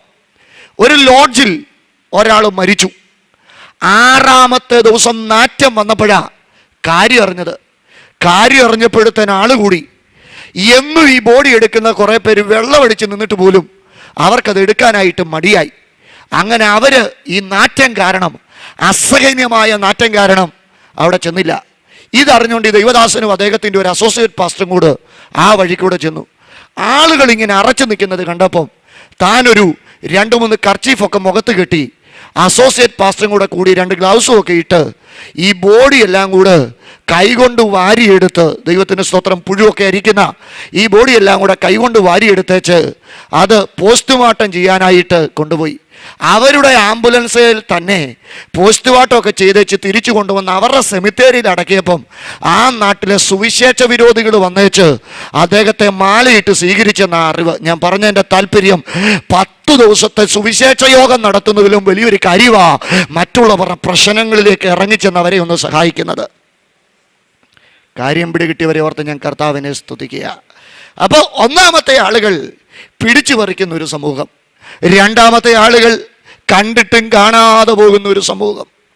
മൂന്നാമത്തെ ആളുകൾ സേവനത്തിൻ്റെ മറവിൽ പ്രതിഫലമിച്ചിരിക്കുന്ന ഒരു സമൂഹം. അവരെയും ആ 10-30 മുതലുള്ള വാക്യങ്ങളിൽ കാണാൻ പറ്റും. സത്രക്കാരൻ എന്താ പുള്ളിയുടെ പ്രത്യേകത? എന്താ പുള്ളിയുടെ സ്ട്രാറ്റജി? പുള്ളിയുടെ സ്ട്രാറ്റജി ഇതാ: കാശ് തന്നാൽ ഞാൻ ശുശ്രൂഷിക്കാം. പറയുന്നതെല്ലാം സേവനം, പക്ഷെ കാര്യം നടക്കണമെങ്കിൽ കാശ് കൊടുക്കണം. അത് ഹോസ്പിറ്റലായാലും സ്കൂളായാലും എന്തോ കോളേജാണേലും എന്താണേലും പറയുന്നതെല്ലാം സേവനമാണേലും കാര്യം നടക്കണമെങ്കിൽ എന്ത് കൊടുക്കണം? കാശില്ലെങ്കിൽ കട്ടിലിൽ നിന്നെടുത്ത് താഴെ ഇടുന്ന മെഡിക്കൽ കോളേജും സേവനം പറയുന്ന ആശുപത്രിയും തമ്മിൽ ഒരു വ്യത്യാസവും. സ്തോത്രം. ഈ 3 സമൂഹങ്ങളിലാണ് എൻ്റെ യേശുവിൻ്റെ വിശേഷത വെളിപ്പെടുന്നത്. എന്താ അവൻ്റെ പ്രത്യേകത എന്നറിയാമോ? പണം നൽകി, സമയം നൽകി, സാമീപ്യം നൽകി പ്രശ്നത്തിലേക്ക് ഇറങ്ങി വരുന്നവനായ യേശു. എത്ര പേർക്ക് കാര്യം പിടികിട്ടി? ഒന്നുകൂടെ ഞാൻ ആവർത്തിക്കുന്നു, പണം നൽകും. ഇല്ല, പണം നൽകാൻ ഒത്തിരി ആളുകളുണ്ട്. 5 കോടി രൂപ മുടക്കിയാലും അമ്മയെ ഓർഫനേജിൽ ഇടുവാൻ താല്പര്യമുള്ള ആളുകളാ ഇന്നത്തെ ആളുകൾ. പണം നൽകുന്നവനെ അല്ല ദൈവത്തിന് ആവശ്യം, സമയം കൂടെ നൽകുന്നവനെയാ ദൈവത്തിന് ആവശ്യം. പണവും സമയവും മാത്രം നൽകുന്നവനെ അല്ല ദൈവത്തിന് ആവശ്യം, സാമീപ്യം കൂടെ നൽകുന്നവനെയാ യേശുവിന് ആവശ്യം. ഇന്ന് രാത്രി ഒരു കാര്യം കൂടെ ഞാൻ പറയാം. സമയം നീ നൽകിയിട്ടുണ്ടെങ്കിൽ ദൈവം നിന്നെ മറക്കത്തില്ല. ഉപവാസ പ്രാർത്ഥനയിൽ സമയം നൽകിയിട്ടുള്ളവരോട് ആത്മാവിൽ ഞാൻ വിളിച്ചു പറയുന്നു, ദൈവം നിന്നെ മറക്കത്തില്ല. ദൈവം നിങ്ങളുടെ പ്രവൃത്തിയും വിശുദ്ധന്മാരെ ശുശ്രൂഷിക്കുന്നതിനാലും ശുശ്രൂഷിച്ചതിനാലും അവന്റെ നാമത്തോട് കാണിക്കുന്ന സ്നേഹവും മറക്കുവാൻ അനീതിയുള്ള ദൈവമല്ല. സമയം നൽകിയ കുറേനക്കാരനെ, സാമീപ്യം നൽകിയ കുറേനക്കാരനെ, സഹായം നൽകിയ കുറേനക്കാരനെ അവന്റെ തലമുറകളെ ഓർത്ത് ഉദ്ധരിച്ച ഒരു ദൈവം. മർക്കോസ് 15:21 വരുമ്പോൾ യേശു മരിച്ചതിന് 25-30 വർഷത്തിനിടയിൽ മർക്കോസ് സുവിശേഷം എഴുതുമ്പോൾ എഴുതി വരികയാ, ആഫ്രിക്കയിലെ കുറേന എന്ന് പറയുന്ന ആ സ്ഥലത്തെ കറുത്ത വർഗക്കാരന്റെ മക്കൾ 25 വർഷത്തിന് ശേഷം പ്രസിദ്ധരാകുകയും മാറുകയാ. കാരണമുണ്ട് പ്രിയപ്പെട്ടവരെ. കാരണം എന്താ? പകലന്തിയോളം പണിയെടുത്തതിന് ശേഷം 2 രൂപയുടെ റേഷനും ബിസ്ക്കറ്റും മേടിച്ച് വീട്ടിലേക്ക് നടന്നു പോകുന്ന വഴിക്കാ ഷീമയോ അത് കുറേനക്കാരൻ ഈ ആൾക്കൂട്ടം കണ്ടത് എന്താണെന്നറിയുവാൻ അങ്ങോട്ട് ചെന്നു. ചെന്നപ്പം ഒരു മനുഷ്യൻ വേച്ച് ക്രൂശം കൊണ്ട് പോകുന്നതാ കണ്ടത്. സ്തോത്രം. ആ മനുഷ്യൻ അവനെ സഹായിക്കുവാൻ തുനിഞ്ഞത് കൊണ്ട് അദ്ദേഹത്തിന് ചില മണിക്കൂറുകൾ നഷ്ടമായി. മണിക്കൂറുകൾ നഷ്ടമാക്കി ഈ മനുഷ്യനെ സഹായിച്ചതിന് ശേഷം അദ്ദേഹം തന്നെ വീട്ടിലേക്ക് ചെന്നു. എന്നും 6 മണിക്ക് ചെല്ലുന്ന അപ്പനെ 6 മണിയായപ്പം കാണാത്തത് നിമിത്തം മക്കളായ അലക്സാണ്ടറും രൂപോസും ഇങ്ങനെ വെപ്രാളപ്പെട്ട് നിൽക്കുക. ഏകദേശം 8 മണി സമയമായപ്പോൾ ഉമ്മറത്തൊരനക്കം കേട്ടു. എന്താണെന്നറിയുവാൻ നോക്കിയപ്പോൾ അലക്സാണ്ടർ രൂപോസിനോട് പറഞ്ഞാൽ അപ്പം വരുന്നു. അപ്പനെന്ന് കേട്ടപ്പോഴത്തേന് ഇരുട്ട് വകവയ്ക്കാതെ 2 പേരും കൂടെ ഓടിച്ചെന്ന് അപ്പനെ കെട്ടിപ്പിടിച്ചപ്പോൾ അപ്പൻ്റെ ദേഹത്തൊരു നനവ്. എന്താണെന്നറിയുവാൻ വെട്ടത്ത് വന്ന് അവരവരുടെ ദേഹത്ത് നോക്കിയപ്പം ദേഹത്ത് ചോര. സ്തോത്രം. അവരപ്പൻ്റെ ദേഹത്തേക്ക് നോക്കി, അപ്പൻ്റെ ദേഹത്തും ചോര. അവരമ്മയോട് ഉറക്കെ പറഞ്ഞു, അമ്മേ അപ്പൻ്റെ ദേഹത്ത് ചോര. അമ്മ കാര്യം തിരക്കി, അപ്പൻ കാര്യം പറഞ്ഞു. നസ്രത്തുകാരനായ ഒരു മനുഷ്യൻ ക്രൂശും കൊണ്ടുപോയി.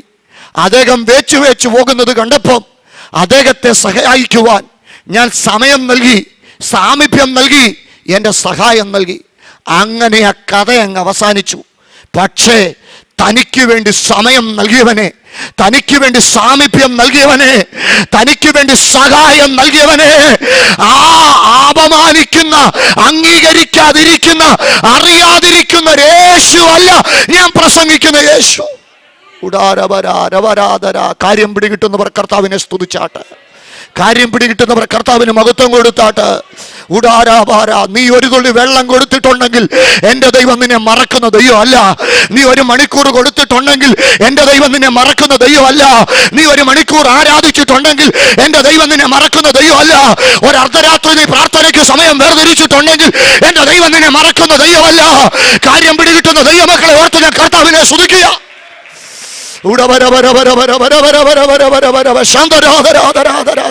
സമയം നഷ്ടമല്ല, നീ ഉയർത്തുന്ന സ്തോത്രം നഷ്ടമല്ല.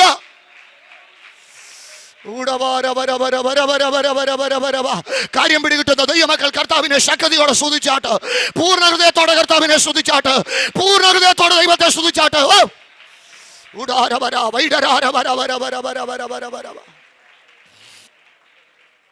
സ്തോത്രം.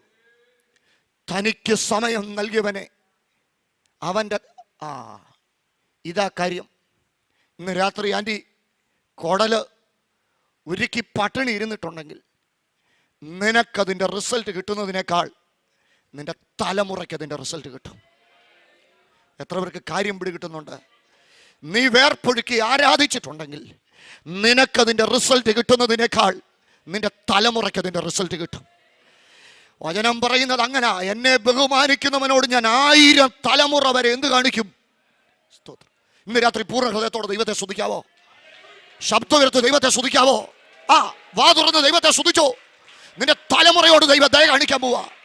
നിന്റെ തലമുറയെ ദൈവം മറക്കത്തില്ല. നിന്റെ തലമുറയെ ദൈവം കൈവിടത്തില്ല.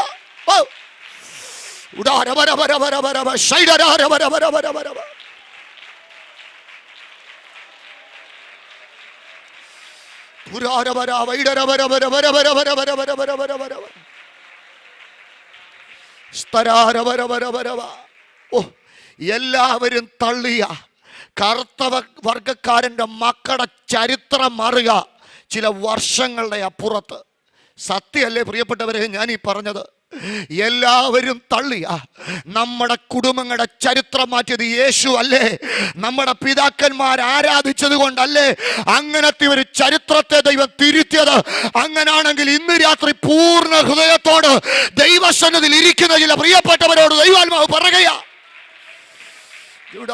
എനിക്കറിയത്തില്ല, ഈ ദൂത് ഇങ്ങനെ കേറി വരുന്നു.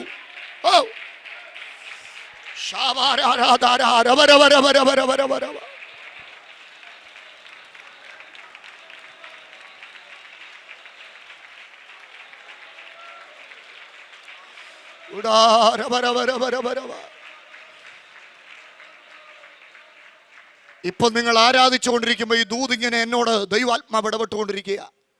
എലീശയുടെ കാലത്ത് ശുശ്രൂഷിച്ച ഒരു ദൈവമനുഷ്യൻ, ആ ദൈവദാസൻ നിത്യതയിലേക്ക് ചേർക്കപ്പെട്ടു. അദ്ദേഹത്തിൻ്റെ ഭാര്യ എലീശയുടെ അടുക്കൽ കടന്നു ചെന്നു. കർത്താവിൻ്റെ ദാസ, എന്നെ മനസ്സിലായോ? അയ്യോ ഇല്ലല്ലോ സിസ്റ്ററെ, കാര്യം പറ, എവിടാ? എനിക്ക് മനസ്സിലായില്ല. എൻ്റെ പാസ്റ്റർ എന്നെ മനസ്സിലായില്ലേ? ഇന്ന ഇടങ്ങളിലൊക്കെ സുവിശേഷ വേല ചെയ്ത് ഇന്ന സഭയിലിരിക്കുമ്പോൾ കർത്താവിൻ്റെ സന്നിധിയിൽ ചേർക്കപ്പെട്ട ഇന്ന ദൈവം. അയ്യോ ആളാകപ്പാടെ മാറിപ്പോയല്ലോ, എന്തോ പറ്റി? എന്തുകൊണ്ട് വിശേഷം? മക്കളൊക്കെ എന്തിയെ? മക്കൾ എന്തി എന്ന് ചോദിച്ചപ്പം ഈ സഹോദരി നിന്ന് കരയുക. എന്തിനാ സിസ്റ്ററെ കരയുന്നത്? കാര്യം തെളിച്ചു പറ. എൻ്റെ പാസ്റ്റർ എല്ലാം സഹിക്കാം, എൻ്റെ മക്കളുടെ കാര്യം ഓർക്കുമ്പോഴാണ് എനിക്ക് സഹിക്കാൻ പറ്റാത്തത്. സിസ്റ്റർ എനിക്ക് കാര്യം പിടികിട്ടില്ല, കാര്യം പറ. പാസ്റ്റർക്ക് അറിയാമല്ലോ, എൻ്റെ ഭർത്താവ് നല്ല ദൈവമനുഷ്യനായിരുന്നു. കർത്താവ് അനുവദിച്ച കാലമെല്ലാം വിശ്വസ്തയോടെ ആരാധിച്ചു. കർത്താവിൻ്റെ സമയമായപ്പോൾ നിത്യതയിലേക്ക് വിളിച്ചു ചേർത്തു. അതിനകത്തൊന്നും എനിക്ക് പരിഭവമില്ല. പക്ഷേ എൻ്റെ മക്കളുടെ കാര്യം ഓർക്കുമ്പോൾ എനിക്ക് സഹിക്കാൻ പറ്റുന്നില്ല. സിസ്റ്റർ കാര്യം പറ, എൻ്റെ മക്കളെൻ്റെ ഞാൻ ചോദിച്ചതിന് ഉത്തരം പറഞ്ഞില്ലല്ലോ. അത് തന്നെയാണ് പാസ്റ്ററെ ഞാൻ പറഞ്ഞു വരുന്നത്. പാസ്റ്ററെ, എൻ്റെ ഭർത്താവ് ദൈവസന്നിധി ചേർക്കപ്പെട്ട അന്ന് മുതൽ ഞങ്ങളുടെ വീട്ടിൽ പ്രശ്നങ്ങൾ ആരംഭിച്ചു. കടം കയറി. നാട്ടുകാർ ഞങ്ങളുടെ വീട്ടിലെ എല്ലാ സാധനങ്ങളും, ഉപ്പ് ചിരട്ട വരെയുള്ള സാധനങ്ങൾ ഒട്ടൊഴിയാതെ കൊണ്ടുപോയി. ഇപ്പം ആകെപ്പാടെ കടവാ. കടം കയറി കയറി കയറി കയറി കയറി എല്ലാം നഷ്ടപ്പെട്ടു. അതിലൊന്നും എനിക്ക് ഭാരമില്ല. എൻ്റെ മക്കളുടെ കാര്യം ഓർത്തിട്ട് എനിക്ക് സഹിക്കാൻ പറ്റാത്തത്. എൻ്റെ പാസ്റ്റർ, ഇപ്പം എൻ്റെ മക്കളെ കൂടെ അവരടിമകളെ. അയ്യോ മക്കൾ എൻ്റെ സിസ്റ്ററെ, അതാ പാസ്റ്റർ ഞാൻ പറയുന്നത്. അവരെന്നോട് ചോദിക്കുക, എൻ്റെ അമ്മേ, നമ്മൾ ഇത്രയും കാലവും ദൈവത്തെ ആരാധിച്ചു, നമ്മൾ ഇത്രയും കാലവും പ്രാർത്ഥിച്ചു, നമ്മൾ ഇത്രയും കാലം വിശ്വസ്തയോടെ നിന്നു, ഇല്ലല്ലോ, ഒരു ഗുണവും ഉണ്ടായിട്ടില്ലല്ലോ. ഇല്ല, ഈ കൈയടിക്കുന്നതുകൊണ്ട് ഒരു ഗുണവുമില്ല, ഈ സ്തോത്രം പറയുന്നതുകൊണ്ട് ഒരു ഗുണവുമില്ല. ഈ തലമുറ പറയുന്ന കാര്യാച്ചാ ഇത്. ഈ തലമുറ എനിക്ക് പറയാനുള്ളത്, കൈയടിച്ചോണ്ടേ വല്ല ഗുണം ഉണ്ടായിട്ടുള്ളൂ, സ്തോത്രം പറഞ്ഞുകൊണ്ടേ എന്തെങ്കിലും ഗുണം ഉണ്ടായിട്ടുള്ളൂ. എന്തായാലും നന്മ ഉണ്ടായത് എൻ്റെ വല്യപ്പൻ്റെ കാലം മുതൽ കർത്താവിൻ്റെ വേലയ്ക്ക് വേണ്ടി കൊടുത്ത എൻ്റെ നന്മ അനുഭവിച്ചത്. പക്ഷെ ഇന്നത്തെ തലമുറ പറയുക, കൈയടിക്കുന്നോണ്ട് ഗുണമില്ലെന്ന്, പാട്ടുപാടുന്നോണ്ട് ഗുണമില്ലെന്ന്, സ്തോത്രം പറയുന്നോണ്ട്. ഒരു പറയാം, എൻ്റെ പാസ്റ്ററെ എല്ലാം സഹിക്കാം, എൻ്റെ മക്കളുടെ ആത്മീയത ഓർത്തിട്ട് എനിക്ക് സഹിക്കാൻ പറ്റുന്നില്ല. ഇങ്ങനെ കരയുന്ന സഹോദരിയോട് ദൈവദാസൻ ചോദിക്കുക, ഞാൻ നിനക്ക് വേണ്ടി എന്ത് ചെയ്യണം? നിന്റെ കയ്യിൽ എന്തോ ഉണ്ട്? അവർ പറഞ്ഞു, എൻ്റെ കയ്യിൽ ഒരു ഭരണി എണ്ണയുണ്ട്. പ്രാപിച്ച അന്ന് മുതൽ ഇന്ന് വരെ അതൊട്ടും കുറഞ്ഞിട്ടില്ല, പക്ഷെ എന്ത് ചെയ്തിട്ടില്ല? കൂടിയിട്ടില്ല. എലീശ പറയുക, നിന്റെ കയ്യിലുള്ള എണ്ണയൊന്ന് ചലിപ്പീര്, നിന്റെ അവസ്ഥ എന്ത് ചെയ്യാൻ പോവാ? മാറാൻ പോവാ. അവർ വീട്ടിലോട്ട് ചെന്നു. പണ്ട് എണ്ണ നിറഞ്ഞിരുന്ന പാത്രമൊക്കെ നോക്കി. ഇന്ന് അതിനകത്തെല്ലാം ചുക്കിലി വല നിറഞ്ഞിരിക്കുക. ആ പാത്രങ്ങളെല്ലാം ഒന്ന് വൃത്തിയാക്കി അതിനുശേഷം ഓരോ പാത്രത്തിലോട്ട് എണ്ണ ഒഴിക്കാൻ തുടങ്ങി. ഓരോ പാത്രം നിറഞ്ഞു നിറഞ്ഞു നിറഞ്ഞു. വീട്ടിലെ പാത്രമെല്ലാം നിറഞ്ഞു. വീട്ടിലെ പാത്രം നിറഞ്ഞാൽ അയലോക്കത്തെ പാത്രം വീട്ടിൽ വരും. അയലോക്കത്തെ പാത്രം നിറഞ്ഞാൽ സഭയിലെ പാത്രം വീട്ടിൽ വരും. സഭയിലെ പാത്രം നിറഞ്ഞാൽ ദേശത്തുള്ള ചില പാത്രങ്ങളോട് സഭയ്ക്കകത്ത് വരും. എത്ര പേര് വിശ്വസിക്കുന്നുണ്ട് ഈ 21 ദിവസത്തിൽ നാം പൂർണ്ണമായിട്ട് നിറഞ്ഞാൽ ദേശത്തുനിന്ന് ചില പാത്രങ്ങളോട് സഭയ്ക്കകത്ത് വരുമെന്ന് വിശ്വസിക്കുക? ഓ ഷൈഡ വര വര വര വര വര വര വര വര. അങ്ങനെ വീട്ടിലും നാട്ടിലും സഭയിലും എല്ലാം നിറവായി. കർത്താവിൻ്റെ ദാസന്റെ അടുക്കൽ ആളിനെ വിട്ട് എന്ത് ചെയ്യണം? പാസ്റ്റർ പറഞ്ഞു, വിറ്റോ, വിറ്റിട്ട് കടം വീട്ടിക്കോ. വിറ്റു, കടം വീട്ടി. പണ്ടത്തെ ജപ്തി നോട്ടീസിന്റെ സ്ഥാനത്തല്ല, അക്കൗണ്ട് ബുക്കിനകത്തെല്ലാം ബാങ്ക് ബാലൻസ് ആയി. ഇങ്ങനെയുള്ള ഒരു വീടിനെ കുറിച്ച് കോട്ടയത്തെ ഗുഡ് ന്യൂസുകാരറിഞ്ഞു. തിരുവനന്തപുരത്ത് ഇങ്ങനെ ഒരു വീടുണ്ട്, ദൈവദാസന്റെ വീടാ. ഒരിക്കൽ കടവായിരുന്നു, ആകപ്പാടെ പ്രശ്നമായിരുന്നു. ഇന്നവരുടെ ചരിത്രം ദൈവം മാറ്റിയെന്നറിഞ്ഞുകൊണ്ട് ഇവരെ കാണാനായിട്ട് ഗുഡ് ന്യൂസുകാർ വീട്ടിൽ വന്നു. വീട്ടിൽ വന്നപ്പോ അമ്മ വീട്ടിലില്ല. എറണാകുളത്തെ ബാങ്കിൽ അക്കൗണ്ടിന്റെ കാര്യം ശരിയാക്കാൻ പോയിരിക്കുക. മക്കളെ വീട്ടിലുള്ളൂ. മക്കളോട് കാര്യം ചോദിക്കുക, എന്താ മക്കളെ നിങ്ങൾക്ക് പറ്റിയത്? എന്താ നിങ്ങളുടെ വീട്ടിൽ സംഭവിച്ചത്? പിള്ളേര് കാര്യം പറയുക. എഴുതുവാൻ അറിയാവുന്ന ഗുഡ് ന്യൂസുകാര് എഴുതുന്ന ഒരു ഹൈലൈറ്റ് ഹെഡിങ് എന്താ എഴുതുന്നത് അറിയാമോ? ഈ പിള്ളേരുടെ സാക്ഷ്യത്തിന്റെ ആകെ തുക അവർക്ക് പറയുവാനുള്ള സാക്ഷ്യം ഇതാ: എന്റെ അപ്പനെ മരിച്ചിട്ടുള്ളൂ, എന്റെ അപ്പന്റെ ദൈവം മരിച്ചിട്ടില്ല. കാര്യം പിടികിട്ടുന്ന എത്ര പേര് നിലകത്തിരിപ്പുണ്ട്? അച്ഛാ, ഇന്ന് രാത്രി നീ ആരാധിച്ചിട്ട് നാളെ നിന്റെ കണ്ണടഞ്ഞാൽ നാളെ കഴിഞ്ഞ് നിന്റെ തലമുറ പറയുമോ, എന്റെ അപ്പൻ സേവിച്ചതയ്യോ, എന്റെ അമ്മ സേവിച്ചതയ്യോ, എന്റെ വല്യപ്പൻ സേവിച്ചതയ്യോ, എന്റെ വല്യമ്മ സേവിച്ചതയ്യോ, ജീവിക്കുന്ന ദൈവമോ എന്ന് പറയുമോ? ഓ ശബാരാധാരാധര. പൂർണ്ണ ഹൃദയത്തോടെ ദൈവത്തെ ബഹുമാനിക്ക്. നിന്റെ ആരോഗ്യം ദൈവത്തിന് കൊടുക്ക്. നിന്റെ സമയം ദൈവത്തിന് കൊടുക്ക്. നിന്റെ ശബ്ദം ദൈവത്തിന് കൊടുക്ക്. പൂർണ്ണ ഹൃദയത്തോടെ ദൈവത്തെ ബഹുമാനിക്കുന്ന, ദൈവത്തിന് സമയം കൊടുക്കുന്ന നിന്റെ തലമുറയെ മറക്കുക. ദൈവ അനീതിയുള്ള ദൈവം അല്ല.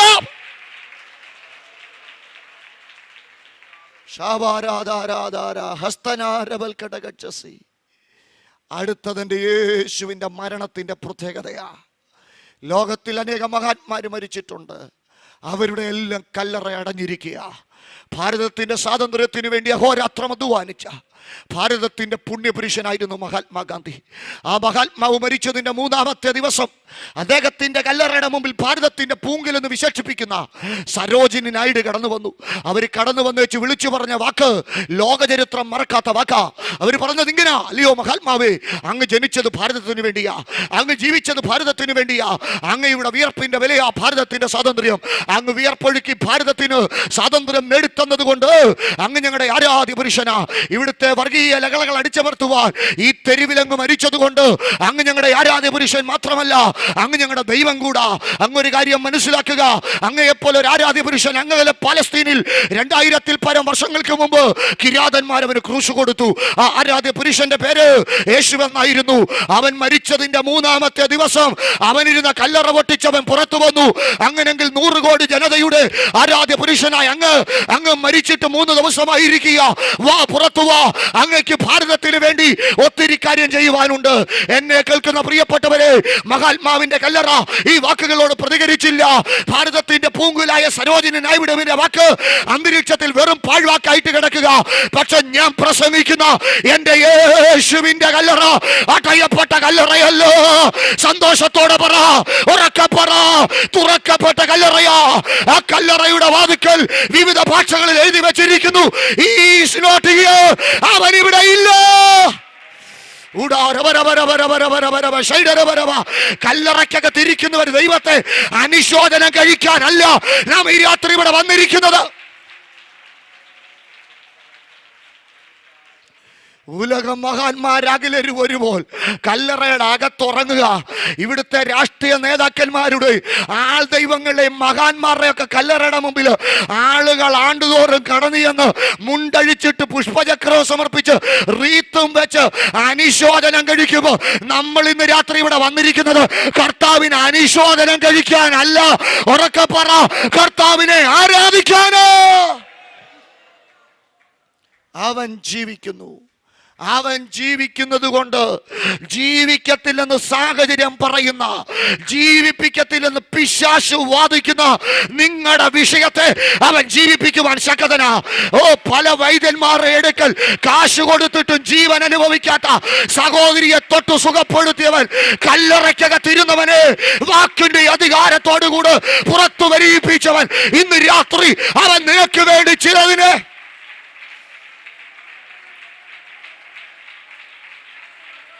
സംഭവിക്കട്ടെ. ജീവൻ വ്യാപരിക്കട്ടെ. കൃപയുടെ ശക്തി വ്യാപരിച്ചുകൊണ്ടിരിക്കുക. വാ തുറന്ന് ദൈവത്തെ സ്തുതിച്ചോ. യേശുവിന്റെ അധികാരമുള്ള നാമത്തിൽ നിന്റെ ശരീരത്തിലേക്ക് ജീവൻ വ്യാപരിക്കുക, നിന്റെ കുടുംബത്തിലേക്ക് ജീവൻ വ്യാപരിക്കുക, നിന്റെ തലമുറയിലേക്ക് ജീവൻ വ്യാപരിക്കുക.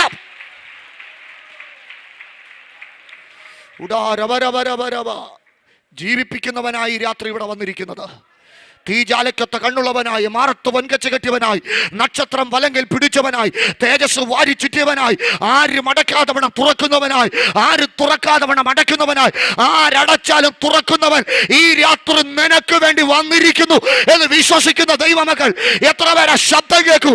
ലാസറേ പുറത്തു വരിക എന്നുള്ള അവന്റെ ശബ്ദം ഇന്ന് രാത്രിക്കാലം കേൾക്കുവാൻ എത്ര പേര് തയ്യാറാ? നിന്റെ കുടുംബത്തെ അവൻ ജീവിപ്പിക്കാൻ പോവുക, നിന്റെ ശരീരത്തെ അവൻ ജീവിപ്പിക്കാൻ പോവുക.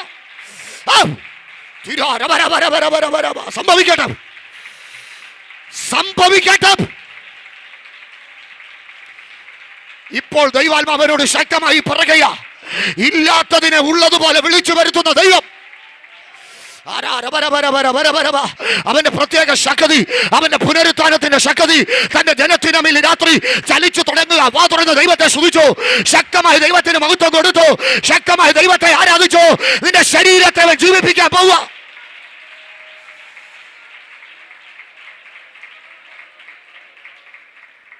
അവൻ ജീവിപ്പിക്കുന്നവനാണ്.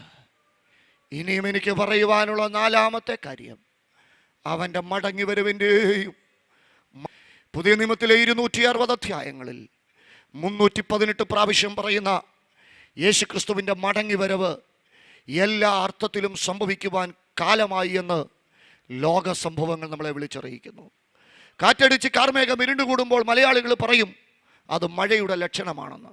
അങ്ങനെ യേശുവിൻ്റെ വരവിന് ബൈബിൾ പറയുന്ന 6 ലക്ഷണവും ലോകത്തിൽ സംഭവിക്കുന്നു. ലക്ഷണം കാണുന്നത് കൊണ്ട് ഞങ്ങൾ പറയുന്നു കർത്താവിൻ്റെ വരവടുത്തിരിക്കുന്നു. ഏതൊക്കെയാണ് ലക്ഷണം? ഒന്നാമത്തെ ലക്ഷണമാണ് പ്രപഞ്ചത്തിൽ സംഭവിക്കുന്ന ലക്ഷണം. അത് കരയിലും കടലിലും നക്ഷത്രത്തിലും ഗ്രഹത്തിലും സംഭവിക്കുന്നു. രണ്ടാമത്തെ ലക്ഷണമാണ് ധാർമ്മിക ലക്ഷണം. ധാർമ്മികതയുടെ അടിത്തറ കേരളത്തിൽ തകരുന്നതിൻ്റെ വാർത്തകൾ നാം കണ്ടുകൊണ്ടിരിക്കുന്ന ഈ കാലത്ത് യേശുവിൻ്റെ വരവടുത്തിരിക്കുന്നു എന്നുള്ള വസ്തുത എത്ര സ്പഷ്ടമാണ്. യേശുവിൻ്റെ വരവിൻ്റെ മൂന്നാമത്തെ ലക്ഷണമാണ് രാഷ്ട്രീയ ലക്ഷണം. ഞാൻ വിവരിക്കുന്നില്ല. യേശുവിൻ്റെ വരവിൻ്റെ നാലാമത്തെ ലക്ഷണമാണ് ശാസ്ത്രീയ ലക്ഷണം.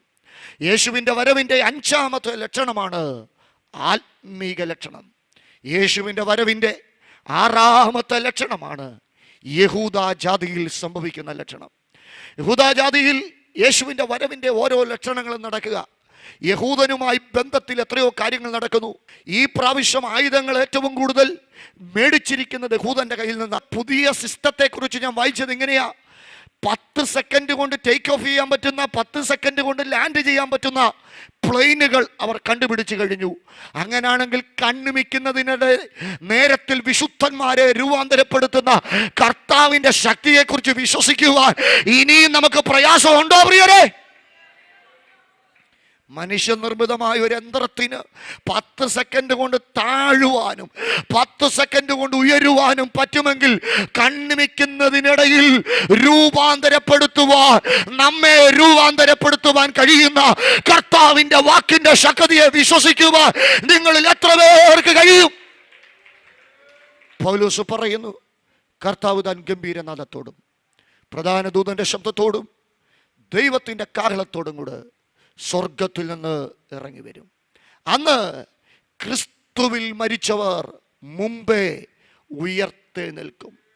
ജീവനോടെ ശേഷിക്കുന്ന ഭക്തന്മാർ രൂപാന്തരപ്പെടും. മരണത്തിനപ്പുറം ഒരു ജീവിതമുണ്ട്. മതങ്ങൾക്ക് മരണത്തെക്കുറിച്ച് ഒരു കാഴ്ചപ്പാടുണ്ട്. പ്രധാനമായ രണ്ട് പഠിപ്പീരുകളാണ് മരണത്തെക്കുറിച്ച് മതങ്ങൾക്കുള്ളത്. ഒന്നാണ് പുനർജന്മ സിദ്ധാന്തം, മറ്റൊന്നാണ് പുനരുത്ഥാന സിദ്ധാന്തം. ലോകത്തിലെ പ്രധാനപ്പെട്ട മതങ്ങളെല്ലാം പുനരുത്ഥാനത്തിൽ വിശ്വസിക്കുന്നവരായതുകൊണ്ട് അവിടേക്ക് തന്നെ ശ്രദ്ധ കൊണ്ടുപോകുവാൻ ഞാൻ താല്പര്യപ്പെടുന്നു. ബൈബിളിൽ യേശു പറഞ്ഞു, ഞാൻ തന്നെ പുനരുത്ഥാനവും ജീവനും ആകുന്നു. എന്നിൽ വിശ്വസിച്ചാൽ അവൻ മരിച്ചാലും ജീവിക്കും. പുനരുത്ഥാനത്തെ തെളിയിക്കുന്നത് ധന്യനായ പൗലോസ്ലീഹായാണ്. എന്തിനും ഏതിനും ശാസ്ത്രത്തെ കൂട്ടുപിടിക്കുന്ന ഈ കാലത്തിൽ പുനരുത്ഥാനത്തെ തെളിയിക്കുവാൻ പൗലോസ്ലീഹ കൂട്ടുപിടിച്ചിരിക്കുന്നത് പ്രധാനപ്പെട്ട 3 ശാസ്ത്രങ്ങളെയാണ്. ഏതൊക്കെയാണത്? ഒന്നാമത്തേതാണ് സസ്യശാസ്ത്രം. കുരിന്ത ലേഖനം പറയുക, ഒരു ദ്രവത്വമുള്ള വിത്ത്, ബലഹീനമായ വിത്ത്, ഉണങ്ങിയ വിത്ത് മണ്ണിൽ വിതയ്ക്കുന്നു. അതിൻ്റെ പുറന്തോട് പൊട്ടിയതിന് ശേഷമായിട്ട് അതിൽ നിന്ന് തേജസ്സുള്ള ഒരു മുള പൊട്ടിപ്പുറപ്പെടുന്നത് പോലെ ദ്രവത്വമുള്ള ഒരു ദൈവവേദലിന്റെ ശരീരം മണ്ണിൽ വിതയ്ക്കുമ്പോൾ സസ്യശാസ്ത്ര പ്രകാരം തേജസ്സുള്ള ഒരു മുള ഉണ്ടാകുന്നത് പോലെ കാഹളത്തിന്റെ ശബ്ദം കേൾക്കുമ്പോൾ അദ്രവത്വമുള്ള ഒരു ശരീരത്തോടുകൂടെ ദൈവമക്കൾ രൂപാന്തരപ്പെടും. അത് മനസ്സിലാകാത്തവർക്ക് പൗലോസ് നൽകുന്നു രണ്ടാമത്തെ ശാസ്ത്രത്തിന്റെ തെളിവ്. ഏത് ശാസ്ത്രമാണെന്നറിയാമോ? അതാണ് ശരീരശാസ്ത്രം. മനുഷ്യന്റെ മാംസത്തിന് വ്യത്യാസമുണ്ട്, കന്നുകാലിയുടെ മാംസത്തിന് വ്യത്യാസമുണ്ട്, പക്ഷിയുടെ മാംസത്തിന് വ്യത്യാസമുണ്ട് എന്ന് പറഞ്ഞതുപോലെ തന്നെ രൂപാന്തരപ്പെടുന്നതിന് മുമ്പുള്ള ശരീരത്തിനും രൂപാന്തരപ്പെട്ടതിന് ശേഷമുള്ള ശരീരത്തിനും വ്യത്യാസമുണ്ടെന്ന് ശരീരശാസ്ത്രപ്രകാരം തെളിയിക്കുന്നു. അതും മനസ്സിലാകാത്തവർക്ക് മൂന്നാമത്തെ ശാസ്ത്രം പൗലോസ് നൽകുന്നു. അതേത് ശാസ്ത്രമാണെന്നറിയാമോ? വാനശാസ്ത്രം. എന്താ വാനശാസ്ത്രം പറയുന്നത്? നക്ഷത്രവും തമ്മിൽ വ്യത്യാസമുണ്ട്. നക്ഷത്രത്തിനുമുള്ള തേജസ്സുകൾ തമ്മിൽ വ്യത്യാസമുണ്ട്. ഈ വണ്ണം തന്നെ മരിച്ചവരുടെ പുനരുത്ഥാനവും.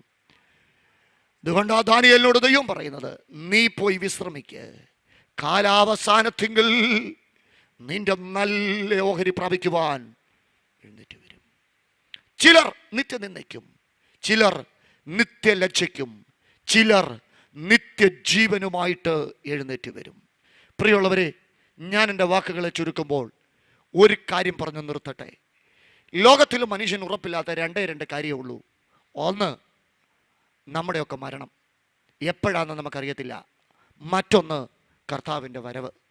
ഇത് രണ്ട് സംഭവിക്കുന്ന യാഥാർത്ഥ്യങ്ങളാണ്. എപ്പോൾ സംഭവിക്കുന്നെന്ന് അറിയത്തില്ല, മനുഷ്യർക്കാർക്കും കണക്ക് കൂട്ടാൻ പറ്റത്തുമില്ല. അടുത്ത സമയത്ത് നടന്ന വളരെ ഹൃദയഭേദകമായ ഒരു സംഭവം കൂടെ പറഞ്ഞ് ഞാൻ എൻ്റെ വാക്കുകളെ ചുരുക്കുക. എൻ്റെ വൈഫിൻ്റെയൊക്കെ വീടിൻ്റെ അടുത്ത്, വെണ്ണിക്കുളത്തിനടുത്ത് താമസിക്കുന്നൊരു സഹോദരൻ, അദ്ദേഹം സൗദിയിൽ ഒരു കമ്പനിയിൽ ജോലി ചെയ്യുകയായിരുന്നു. കഴിഞ്ഞ മാർച്ച് മാസത്തിൽ അദ്ദേഹം നാട്ടിൽ വന്നു. 29 വയസ്സുള്ള ആ ചെറുപ്പക്കാരൻ വിവാഹം കഴിച്ചു. MSc നഴ്സിംഗിന് ബാംഗ്ലൂരിൽ പഠിക്കുന്ന തലപ്പാടി IPC ചർച്ചിലുള്ള ഒരു അനുഗ്രഹീതയായ സഹോദരിയെ ചില ആഴ്ചകൾ അവരൊരുമിച്ച് ജീവിച്ചതിന് ശേഷമായിട്ട് ആ പ്രിയപ്പെട്ടവൻ തൻ്റെ ജോലി സ്ഥലത്തേക്ക് പോയി. സഹോദരി പഠനാർത്ഥം ബാംഗ്ലൂരിലേക്കും പോയി. തൻ്റെ ഭാര്യയ്ക്ക് 6 മാസത്തിന് ശേഷമുള്ള ലീവ് മനസ്സിലാക്കി ആ സഹോദരി വീട്ടിൽ വന്ന സമയത്ത് ഒരു സർപ്രൈസ് വിസിറ്റായിട്ട് ഒരു ഞായറാഴ്ച രാവിലെ, ഇന്നേക്ക് 2-3 ആഴ്ചകൾക്ക് മുമ്പ് ഒരു ഞായറാഴ്ച രാവിലെ തലപ്പാടിയിലുള്ള ആ വീട്ടിൽ ഈ പ്രിയ സഹോദരൻ റിജോയ് വന്നു. അവർ ഒത്തിരി സന്തോഷിച്ചു. അപ്രത്യക്ഷിതമായി കടന്നു വന്ന തൻ്റെ ഭർത്താവിൻ്റെ ആഗമനം ആ സ്ത്രീയെ ഒത്തിരി സന്തോഷവതിയാക്കി. അവർ നന്നായി ദൈവത്തെ ആരാധിക്കുന്നവരും കർത്താവിനെ സ്നേഹിക്കുന്നവരുമായതുകൊണ്ട് അവരൊരുമിച്ച് ആരാധനയ്ക്ക് പോയി. ആരാധനയുടെ നടുവിൽ അനുഗ്രഹീതമായ സങ്കീർത്തന ശുശ്രൂഷയ്ക്ക് ശേഷമായി വന്ന അതിഥികൾക്ക് മാത്രം സാക്ഷിക്ക് അവിടെയുള്ള ദൈവദാസൻ സമയം വേർതിരിച്ചപ്പോൾ ആ മനുഷ്യൻ പാടി, വിണ്ണിൽ എൻ വീട്ടിൽ ഞാൻ ചെന്ന് ചേരും, കണ്ണുനീരൊക്കെയും അന്നു മാറുമെന്ന് 29 വയസ്സുകാരൻ ശ്രുതിമധുരമായ അന്തരീക്ഷത്തിൽ പാടിയ ആ നിമിഷം തന്നെ പുറമോട്ട് മറിഞ്ഞു വീണ് ബ്രെയിൻ ഹെമറേജ് നിമിത്തം എന്നേക്കുമായി ആ സഹോദരൻ ലോകത്തിൽ നിന്ന് മാറ്റപ്പെട്ടു. സ്തോത്രം. വളരെ വേദനാജനകമായ ഒരന്ത്യമായിരുന്നു. ആ ശുശ്രൂഷയുടെ നടുവിൽ ഒരു ദൈവദാസൻ പറഞ്ഞു, എൻ്റെ വാക്കുകൾ ഇതിനെക്കുറിച്ച് പറയുവാൻ എനിക്ക് വാക്ക് കിട്ടുന്നില്ല, പക്ഷെ എനിക്കും ഒരു പ്രത്യാശയുണ്ട്. കാഹളം ധ്വനിക്കുന്ന ദിവസത്തിൽ റിജോയെ ഞാൻ കാണും. എങ്ങനെയാണെന്നറിയാമോ? ബ്രെയിൻ ഹെമറേജ് ബാധിച്ച ശരീരത്തോടുകൂടെ അല്ല, രൂപാന്തരപ്പെട്ട തേജസിന്റെ ശരീരത്തോടുകൂടെ. എത്ര ദൈവമക്കൾക്ക് പ്രത്യാശയുണ്ട്! ദൈവോത്തരനായ യേശുവിനെ ഉയർത്തുമ്പോൾ നമുക്ക് കിട്ടുന്ന പ്രത്യാശ ഇന്നലകളെ കുറിച്ചുള്ള പ്രത്യാശയല്ല, ഇന്നിനെ കുറിച്ചുള്ള പ്രത്യാശയല്ല, നല്ല നാളുകളെ കുറിച്ചുള്ള പ്രത്യാശയാ. അതുകൊണ്ട് ഇന്ന് രാത്രി നമുക്ക് ഒരുമിച്ച് ഉറക്കെ പറയാം, ഞാനും സിൽവാനോസും തീമോഥെയോസും നിങ്ങളുടെ ഇടയിൽ പ്രസംഗിച്ച ദൈവപുത്രനായ യേശു. അവൻ വാക്ക് പറഞ്ഞാൽ മാറുന്നവനല്ല. അവൻ ഇന്നലെയും ഇന്നും എന്നേക്കും അനന്യന. അവൻ്റെ വാഗ്ദത്തങ്ങളിൽ വിശ്വസിക്കുവാൻ നിങ്ങളിൽ എത്ര പേർ തയ്യാറാ? കണ്ണുകളെ അടയ്ക്കാം. അബ്രഹാമിനോട് പറഞ്ഞ വാഗ്ദത്തത്തെ അവൻ മറന്നവനല്ല. ഇസ്രായേലിനോട് പറഞ്ഞ വാഗ്ദത്തത്തെ അവൻ മറന്നവനല്ല. ചൂടാനാധാര ഹസ്തനാരകൽ കടക. സെരുബാബേലിനോട് പറഞ്ഞ വാഗ്ദത്തത്തെ അവൻ മറന്നവനല്ല. സെക്കരിയാവിനോട് പറഞ്ഞ വാഗ്ദത്തത്തെ അവൻ മറന്നവനല്ല. മറിയോട് പറഞ്ഞ വാഗ്ദത്തത്തെ അവൻ മറന്നവനല്ല. അങ്ങനെയെങ്കിൽ നിങ്ങളോട് പറഞ്ഞ വാഗ്ദത്തത്തെയും അവൻ മറക്കത്തില്ല. എത്ര പേര് വിശ്വസിക്കുവാൻ തയ്യാറാ? ചൂടാരപരാധികൾ ഘടക. സാഹചര്യത്തിന് അതീതമായ ഒരു പ്രവൃത്തി നിങ്ങളിൽ സംഭവിക്കുവാൻ പോകുകയാ. നിങ്ങളുടെ സ്ഥിതികളെ ദൈവം മാറ്റാൻ പോകുകയാ. അസാധാരണമായ ഒരു ദൈവപ്രവൃത്തി നിങ്ങൾക്ക് വേണ്ടി ഈ വർഷം ദൈവം ചെയ്യുവാൻ പോകുകയാ. അത് വിശ്വസിക്കുന്ന ദൈവമക്കൾ ഇന്ന് രാത്രി കർത്താവിനെ ആ കരം ഉയർത്തിപ്പിടിച്ച് മഹത്വപ്പെടുത്തിക്കാട്ട്. നിങ്ങളുടെ കരമെല്ലാം ഉയർന്നു നിൽക്കട്ടെ. നിങ്ങൾക്ക് വേണ്ടി ഞാൻ പ്രാർത്ഥിക്കുവാൻ പോകുകയാ. അവൻ നിങ്ങളോട് പറഞ്ഞ വാഗ്ദത്തങ്ങൾ സ്ഥലകാല സാഹചര്യങ്ങൾക്ക് അതീതമായി അവൻ്റെ പ്രവർത്തികളായി സംഭവിക്കുന്ന ദിവസങ്ങളാ. ഇതൊന്ന് വിശ്വസിക്കുന്ന ദൈവമക്കളെ കരം ഉയർത്തിപ്പിടിച്ച് വിശ്വാസത്തോടുകൂടെ പ്രാർത്ഥിച്ചു തുടങ്ങിക്കോ. ചൂട്ടാരാവാര. ഈ പകല് ഞാൻ പറഞ്ഞു നിർത്തിയതുപോലെ നിങ്ങളുടെ സ്ഥിതികളെ അവൻ മാറ്റുകയാ. പുതിയ സാഹചര്യത്തിലേക്ക് അവൻ നിങ്ങളെ എത്തിക്കുകയാ. ഇതൊക്കെ വിശ്വസിക്കുന്ന ദൈവമക്കൾ ആ കരം ഉയർത്തിപ്പിടിച്ച് കർത്താവിനെ അല്പസമയം സ്തുതിച്ചാട്ട്. പിതാവേ, ഞാൻ ഈ ജനത്തിന് വേണ്ടി പ്രാർത്ഥിക്കുക. അങ്ങ് പറയുന്ന ഒരു വാഗ്ദത്തവും സാഹചര്യത്തിനനുസരിച്ച് അങ്ങ് മാറ്റുന്ന ദൈവമല്ലെങ്കിൽ ഇന്ന് രാത്രി നിന്റെ ജനത്തോട് പറഞ്ഞ എല്ലാ വാഗ്ദത്തങ്ങളും അവരിൽ അന്വർത്ഥമാകുവാൻ നിന്റെ ദാസൻ എന്ന അധികാരത്തിൽ ഞാൻ പ്രാർത്ഥിക്കുക. സമയവും സാഹചര്യവും സാമീപ്യവും നൽകിയ കുറേനക്കാരന്റെ സ്ഥിതി മാറ്റിയ കർത്താവേ, വേറിട്ടിരുന്ന് അങ്ങയുടെ പാദപീഠത്തിൽ ഉപവസിക്കുന്ന നിന്റെ ജനത്തിന്റെ സ്ഥിതി മാറ്റുവാൻ അങ്ങക്ക് പദ്ധതി ഉണ്ടല്ലോ. ഈ പ്രാർത്ഥന തീരുമ്പോൾ പുതിയൊരു സാഹചര്യത്തിലേക്ക് അങ്ങ് അവരെ നയിക്കുവാൻ പോകുന്നത് കൊണ്ട് സ്തോത്രം ചെയ്യുക. നിന്റെ ദാസൻ എന്ന അധികാരത്തിൽ അതിനുവേണ്ടി ഞാൻ അവരെ അനുഗ്രഹിച്ച് പ്രാർത്ഥിക്കുക. എല്ലാ നന്മ കൊണ്ട് ഈ സഭയെ നിറയ്ക്കണമേ. തുടർന്നുള്ള ശുശ്രൂഷകളെയും ദൈവം സഹായിക്കണമേ. തുടർന്നുള്ള ദിവസങ്ങളിൽ കടന്നു വരുന്ന അഭിഷക്തന്മാരെയും ദൈവം ശക്തീകരിക്കണമേ. അങ്ങത് ചെയ്യുന്നതിനും നന്ദി. യേശുവിൻ നാമത്തിൽ തന്നെ ഈ വചനങ്ങളാൽ ദൈവം നിങ്ങളെ സഹായിക്കട്ടെ. ഈ അവസരം ഒരുക്കിയ കർത്തൃദാസന്മാർക്കും സഭയ്ക്കും എൻ്റെ നന്ദി അറിയിക്കുന്നതോടൊപ്പം ദൈവവചനത്തെ സശ്രദ്ധം ശ്രവിച്ച നിങ്ങൾക്കെല്ലാവർക്കും നന്ദി അറിയിക്കുന്നു. ദൈവം നമ്മെ സഹായിക്കട്ടെ. ദിവസയുടെ ക്ഷണം സ്വീകരിച്ച് കടന്നു വന്ന അനുഗ്രഹിക്കപ്പെട്ട സുഷിത കർത്താവിൻ്റെ ദാസന ദിവസയുടെ വലിയ വ്യക്തികളുടെ നന്ദി അറിയിക്കുക. നമ്മുടെ കണ്ണുകൾ നമുക്ക് ദിവസം അടയ്ക്കാൻ നമുക്ക് പ്രാർത്ഥിക്കുക. ഈ നല്ല രാത്രി കാലവും കർത്തൃവാരപടത്തിലായിരിക്കാൻ കർത്താവിൻ്റെ പൊന്നുമുഖത്തേക്ക് നോക്കുവാൻ, സർവശക്തനായ ദൈവത്തെ സ്തുതിപ്പാൻ ആരാധിപ്പാൻ കർത്താവ് നല്ല നല്ല സാവകാശങ്ങളെ ഓർത്ത് നമുക്ക് സ്തോത്രം ചെയ്യുക. കർത്തൃദാസനെ കൂടെ ഇന്ന് രാത്രികാല ദൈവത്തിൻ്റെ ആത്മാവ് നമ്മോട് സംസാരിച്ചല്ലോ. ഞാൻ സിൽവാനോസും തിമോഥെയോസും ഇന്നലകൾ നിങ്ങളുടെ മധ്യ പ്രസംഗിച്ച് യേശു ഒരിക്കൽ ഊവെന്നും മറ്റൊരിക്കലില്ല എന്നുമായിരുന്നില്ല. അടുത്ത വാക്ക് പൗലോസ് പറഞ്ഞ ദൈവത്തിൻ്റെ വാഗ്ദത്തങ്ങൾ എത്രയുണ്ടെങ്കിലും ക്രിസ്തുവിൽ അത് ഊവ് എന്നത്രയേ ഉള്ളൂ. അങ്ങനെങ്കിൽ സർവശക്തൻ അവൻ ഊവ് എന്നും പറയുന്നെങ്കിൽ അത് അപ്രകാരം ദൈവത്തിൻ്റെ ആത്മാവ് നമ്മെ കേൾപ്പിച്ചല്ലോ. കർത്താവ് നിത്യനായിരിക്കുന്ന പോലെ, കർത്താവ് അല്ല മാറ്റമില്ലാത്തവനായിരിക്കുന്ന പോലെ അവൻ്റെ വാക്കുകൾക്കും അവൻ്റെ വചനത്തിനും വാഗ്ദത്തങ്ങൾക്കും മാറ്റമില്ലെന്ന് യേശുക്രിസ്തുവിൻ്റെ ജനനത്തിൻ്റെ, യേശുക്രിസ്തുവിൻ്റെ ശുശ്രൂഷയുടെ, യേശുക്രിസ്തുവിൻ്റെ മരണത്തിൻ്റെ ഉയർപ്പിൻ്റെ ശ്രേഷ്ഠത എന്ന ദൈവത്തിൻ്റെ ആത്മാവ് ഇന്ന് തൻ്റെ ഭക്തനെ കൂടെ നമ്മോട് സംസാരിച്ചത്. കേൾക്കപ്പെട്ട എല്ലാ വചനത്തും നമ്മെ തന്നെ ഏൽപ്പിക്കാം. വചനം സംസാരിച്ച കർത്തൃത്വത്തിന് ദൈവകരങ്ങളിൽ ഏൽപ്പിക്കാം. കുടുംബമായി കർത്താവ് മാനിക്കണനായി പ്രാർത്ഥിക്കാം. ദൈവദാസന്മാരെ ദൈവജനത്തെ ഓർത്ത് നമുക്ക് സ്തോത്രം ചെയ്യാം. വിശേഷാൽ ദൈവസന്നിധിയിൽ ഉപവസിക്കുന്ന എല്ലാ പ്രിയപ്പെട്ടവരെ കർത്താവ് ബലപ്പെടുത്തുവാൻ, പൂർണ്ണമായി ഉപവസിക്കുന്ന, ഭാഗ്യമായി ഉപവസിക്കുന്ന എല്ലാ കർത്തൃദാസന്മാരെ കർത്താവ് ബലപ്പെടുത്തണനായി നമുക്ക് ദൈവത്തോട് പ്രാർത്ഥിക്കാം. ഹല്ലേലൂയ. വരും സെക്ഷനുകളെ ഓർത്ത് നമുക്ക് സ്തോത്രം ചെയ്യാം. നാം എല്ലാവരും ആത്മാവി സ്തോത്രത്തോടെ ദൈവസ്ഥലായിരിക്കുമ്പോൾ കർത്താവിൻ്റെ ദാസൻ പാസ്റ്റർ ടി.എം. കോശി അവർ മുമ്പോട്ട് കടന്നു വന്ന് പ്രാർത്ഥിക്കുകയും കർത്താവിൻ്റെ ഗുരുദാസൻ കെ.കെ. ജോസഫ് സാറ് ആശീർവാദം പറയുകയും ചെയ്യും.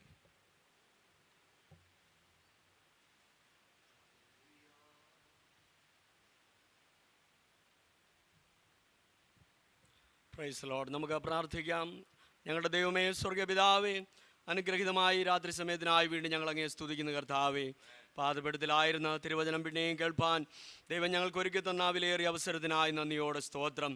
അവിടുന്ന് വാഗ്ദത്തങ്ങൾ വിശ്വസനെന്ന് കർത്താവെ പിന്നെയും ഞങ്ങളെ കേൾപ്പിച്ച അവിടുത്തെ വലിയ സ്നേഹത്തിനായി നന്ദിയോടെ സ്തോത്രം ചെയ്യുന്നു. ഹാല്യ ജനനം കൊണ്ട് കർത്താവ് മഹത്വാനായ ദൈവം, ശുശ്രൂഷയിൽ മഹത്വാനായ ദൈവം ഞങ്ങൾക്ക് തന്നതിനാൽ നന്ദിയോടെ സ്തോത്രം. ഹാലേലുയ. കേൾക്കുന്ന വചനം പിന്നെയും ശ്രദ്ധയോടെ കരുതി ഹാലേലുയ പ്രത്യാശയിൽ വർദ്ധിച്ച് കർത്താവ് ഈ ദിവസങ്ങൾ മുൻപോട്ട് പോകുവാൻ എല്ലാവരെയും അവിടുന്ന് ഇടയാക്കുമാറാകണമെന്ന് പ്രാർത്ഥിക്കുന്നു. അങ്ങയുടെ വിലപ്പെട്ട ദാസനെ ഇന്ന് രാത്രിയിൽ അവിടുന്ന് കരങ്ങൾ എടുത്തതിനാൽ നന്ദിയോടെ സ്തോത്രം ചെയ്യുന്നു. പിന്നെയും കർത്താവ് ശക്തമായി കടന്നു പോകുന്ന സ്ഥാനങ്ങളിലൊക്കെയും ഉപയോഗിക്കണമേ എന്ന് പ്രാർത്ഥിക്കുന്നു.